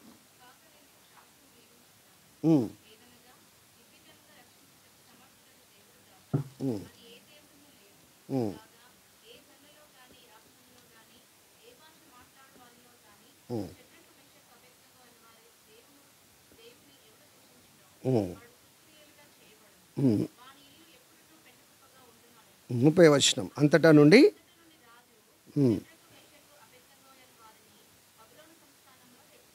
ఇది హెచ్చించడం. దానికి ముందున్న కథ ఏంటి? వారి పరిస్థితులు ఏంటి? వారు ఏ ఉద్దేశంతో ఆ దేశానికి వచ్చారు? ఆ వచ్చిన తర్వాత వారు ఎదుర్కొన్న సమస్య ఏంటి? ఆ సమస్యలో వాళ్ళు ఎంత నిలకడగా ఉన్నారు? అవన్నీ విషయాలని అక్కడున్న వాళ్ళంతా మనుషులంతా గమనించారు. గమనించిన తర్వాత చివరిగా ఆ ఫలితం ఏంటి అని అంటే వారిని బట్టి దేవుడు మహిమపరచబడుతూ ఉన్నాడు. వారి ప్రవర్తనను బట్టి దేవుడు మహిమపరచబడుతున్నాడు. ఒక రాజు ఆయన ముఖము వికారమాయను అనే మాట చూడండి 19వ వచనంలో మాట, 3వ అధ్యాయము 19వ వచనము. వారి విషయములో ఆయన ముఖము వికారమాయను. వికారమైనటువంటి మనస్సు, ముఖము చిట్లించుకొని చికాగ్గా అసలు నా మాట వినట్లేదేంటి, నా మాట లెక్క చేయట్లేదేంటి అనేటువంటి స్థితి నుంచి ఇప్పుడు వారి పక్షమున, వారు నమ్మిన దేవుని పక్షమున ఒక గొప్ప తాకీదు వేస్తూ ఆయన పంపించినట్టుగా మనం చూస్తాం. ఇంకేంటి చివరి వచనంలో ఆ సంస్థానం మొత్తంలో వారిని హెచ్చించాడంట. సంస్థానం మొత్తంలో అంటే వర్ధిల్లత వస్తుంది. నిన్ను వర్ధిల్ల చేస్తాడు దేవుడు. ఏంటి వారు చేసిన సత్క్రియ ఏంటి, వారు చేసిన క్రియ ఏంటి అని అంటే వారు నమ్మినటువంటి ఆ యొక్క సత్యాన్ని వారు అలాగే పట్టుకొని ఉన్నారు. అది భోజనం విషయంలోనైతే ఏంటి, అది మొక్కే విషయంలో అంటే ఏ విషయంలోనైనా వారికి ఒక క్రమశిక్షణ ఉంది. ఆ క్రమశిక్షణను నిలబడి ఉన్నారు. ఆ నిలకడ వారిని ఎంతవరకు తీసుకొచ్చిందంటే వారు నమ్మిన దేవుణ్ణి ఆ అన్యులైనటువంటి వారు లేదా వారిని దూషించినటువంటి వారు వారే దేవుణ్ణి మహిమపరిచినట్టుగా మనం చూస్తాం. ఇది కదా వారు చేయవలసినటువంటిది, లేదా నీవు నేను చేయవలసినటువంటిది ఇది.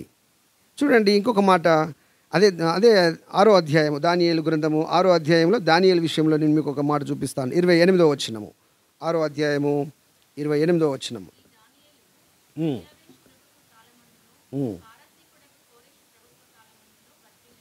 వర్ధిల్లెను.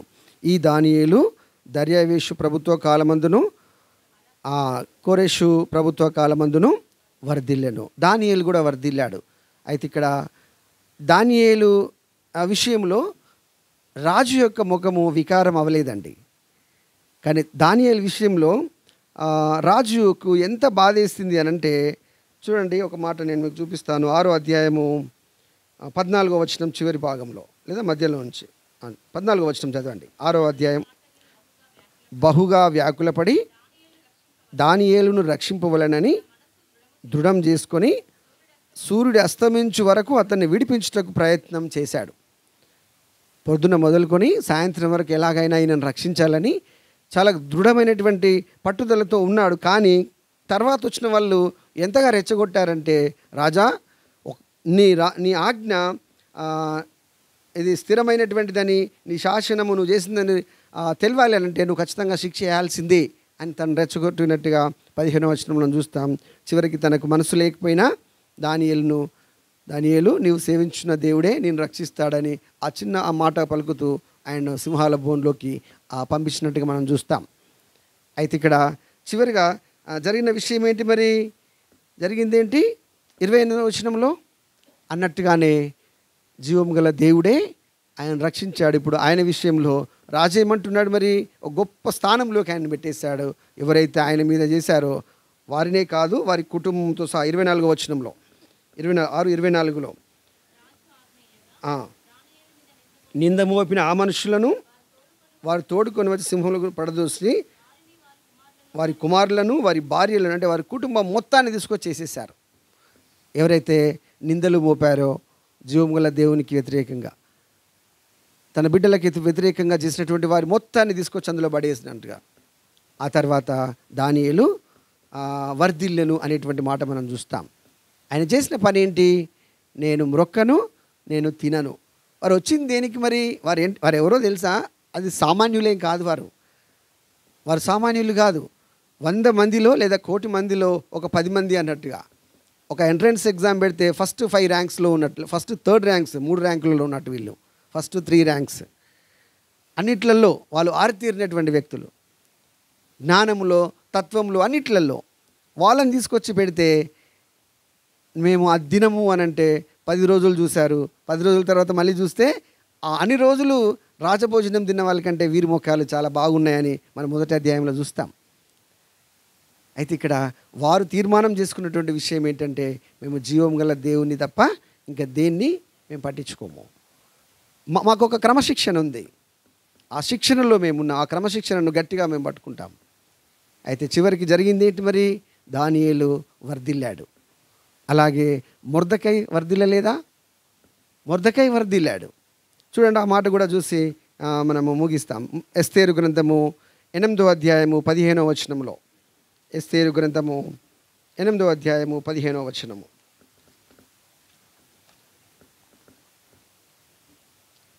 8:15 చదవండి. అప్పుడు మొర్దెకై ఊదావర్ణమును తెలుపు వర్ణము గల రాజవస్త్రములను, బంగారపు పెద్ద కిరీటములను, అవిషనారతో చేయబడిన ధూమవర్ణము గల వస్త్రములను ధరించుకుని వాడై రాజు సముఖము నుండి బయలుదేరెను. అందు నిమిత్తము షూషను పట్టణము ఆనందించి సంతోషం పొందెను. ఆ తర్వాత చివరి మాటగా, దేశ జనులలో యూదుల ఎడల భయం కలిగెను కనుక అనేకులు యూదుల మతము అవలంబించిరి. ఇక్కడ మరి మొర్దెకై చేసిన సాహసోపేతమైన నిర్ణయం కూడా మనకు తెలుసు. నేను మొక్కను అంటే మొక్కను, ఆయనను ఎంతమంది ఏది చేసినా నేను మొక్కను, నేను యూదుడని కనుక ఈ పని నేను చేయజాలను. ఆయనకు ఒక క్రమశిక్షణ ఉంది. దానంతా చూస్తున్నారు. ఎవరెవరు చూస్తున్నారు? ఆయనతో పాటు ఉన్నటువంటి వాళ్ళంతా చూస్తున్నారు. హెచ్చరికలు కూడా చేశారు. భయంకరమైన పరిస్థితుల్లో ఉంటావు, జాగ్రత్త మొర్దెకై అని. ఎస్తేరు చెప్పింది, ఎవరు చెప్పినా వినలేదు. ఒకరోజు వచ్చింది, దేవుడు చూసుకున్నాడు. ఆ తర్వాత ఇప్పుడు ఆయన ఏమయ్యారు? ఇక్కడ అందరూ ఆనందంలో ఉన్నారు. వారంతా చూస్తూ ఉండగా దేవుని యొక్క ఇప్పుడు ఏంటి, ఎక్కడో గేటు దగ్గర ఉన్నటువంటి వ్యక్తి ఇప్పుడు నార వస్త్రములు, ఊదా రంగు వస్త్రములు, ఒక ఖరీదైనటువంటి ఆ క్రమంలో ఆయన నడిపించబడుతున్నట్టుగా మనం చూస్తాం. అంతేకాదు, యూదా మతము అక్కడ స్థిరపరచబడింది. అందరూ అనేకులు యూదుల మతము అవలంబించారు. అంటే ఒక వ్యక్తి, రక్షింపబడినటువంటి వ్యక్తి, రక్షణలో స్థిరత్వం ఉన్నటువంటి వ్యక్తి ఒక పైన నిలబడితే ఆయన చూస్తున్నటువంటి వ్యక్తులు ఒక దినం ఏమవుతారు? మార్పు చెందుతారు. అయితే నీవే అస్థిరంగా ఇలా ఊగుతూ ఊగిసలాటల్లో నువ్వు ఉంటే నిన్ను చూసి వారేం గట్టిగా నిలబడతారు? కాబట్టి కుటుంబంతో మొదలవ్వాలి. వెలిగించబడిన నీవు ఒక దీపం వలె నువ్వు ఎక్కడ ఉండాలి? ఇంట్లో ఒక కొంచెం మీద ఉండాలి, ఒక కొంత ఎత్తు స్థాయిలో ఉండాలి. నీ పిల్లలు నిన్ను చూడాలి, అగో నేను ఉంటే మా మమ్మీలాగా ఉండాలి, ఉంటే మా డాడీలాగా ఉండాలని. బయటికి వెళ్తే వేరే వాళ్ళను, ఇంకా బయటికి వెళ్తే చివరికి దేవునిలాగా ఉండాలి అనుకోవాలి, క్రీస్తులాగా బ్రతకాలి అనుకోవాలి. ఇది ఒక అంచెలంచెలుగా సండే స్కూల్ స్థాయి నుంచి మొదలు పెడితే ఇంకా రేపు చచ్చిపోతారనేటువంటి వృద్ధాప్యంలో ఉన్నటువంటి వారి గురించి చెప్తున్నాను నేను. సండే స్కూల్ స్థాయి అని అంటే ఇంట్లో ఉంటుంది, ఆ తర్వాత స్కూల్ ఉంటుంది, ఆ తర్వాత కాలేజ్ ఉంటుంది, ఆ తర్వాత డిగ్రీ కాలేజ్, ఆ తర్వాత ప్రొఫెషనల్, ఆ తర్వాత ఇలా ఆధ్యాత్మిక స్పిరిచువల్ సెంటర్స్, ఇలా మొత్తానికి ఫైనల్గా అల్టిమేట్గా ఏంటి? లాస్ట్కి నేను దేవునిలాగా ఉండాలి, దైవత్వము నాలో ఉండాలి. కాబట్టి ఇక్కడ నీవు వెలిగించబడ్డావు, నువ్వు వెలగాలి. ఎక్కడ వెలగాలి? కొంత పైనుండి వెలగాలి. నీ వెలుగులో కొందరి బ్రతుకులు మార్చుకునేలా నువ్వు ఉండాలి.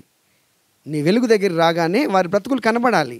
ఎలాగంటే, అరే జానన్న ఇంత తిట్టినా ఏమనట్లేదు కదా, అరే మరి నేనెందుకు ఇట్లా అంటున్నాను అని వాళ్ళ బ్రతుకును స్టడీ చేసుకోవాలి, సరి చేసుకోవాలి. వాళ్ళు అరే ఎంత ప్రేమ ఎక్కడుంది అని వాళ్ళు వారి ఆత్మీయ స్థితిని వాళ్ళు బేరీజ్ వేసుకోవాలి. అరే ఇలాగున్నాడేంటి అని అనుకోవాలి.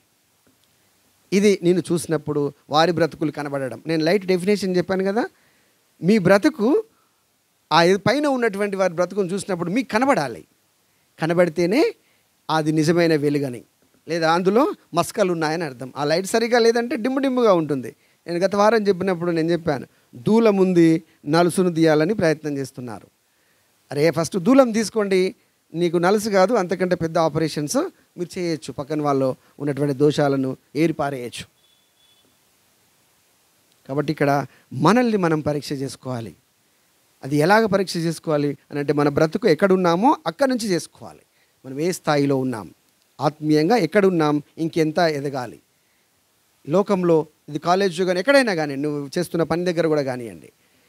ఇంకో చివరి మాట, ఆదికాండము 4వ అధ్యాయం 7వ వచనంలో, నీవు సత్క్రియ చేసిన ఎడల తలెత్తుకొనవా అని కయ్యూనుతో దేవుడు అంటున్నాడు.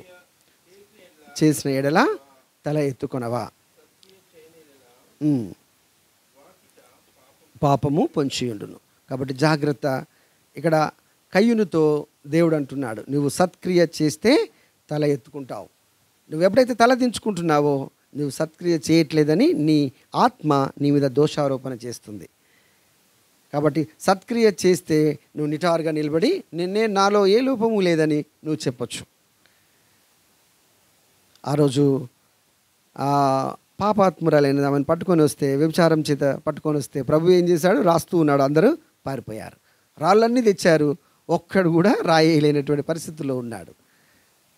ఏంటి అక్కడ ఉన్నది ఎవరు మరి? అక్కడ ఒక వెలుగు ఉంది. ఆయన అన్న మాటలో వెలుగుంది.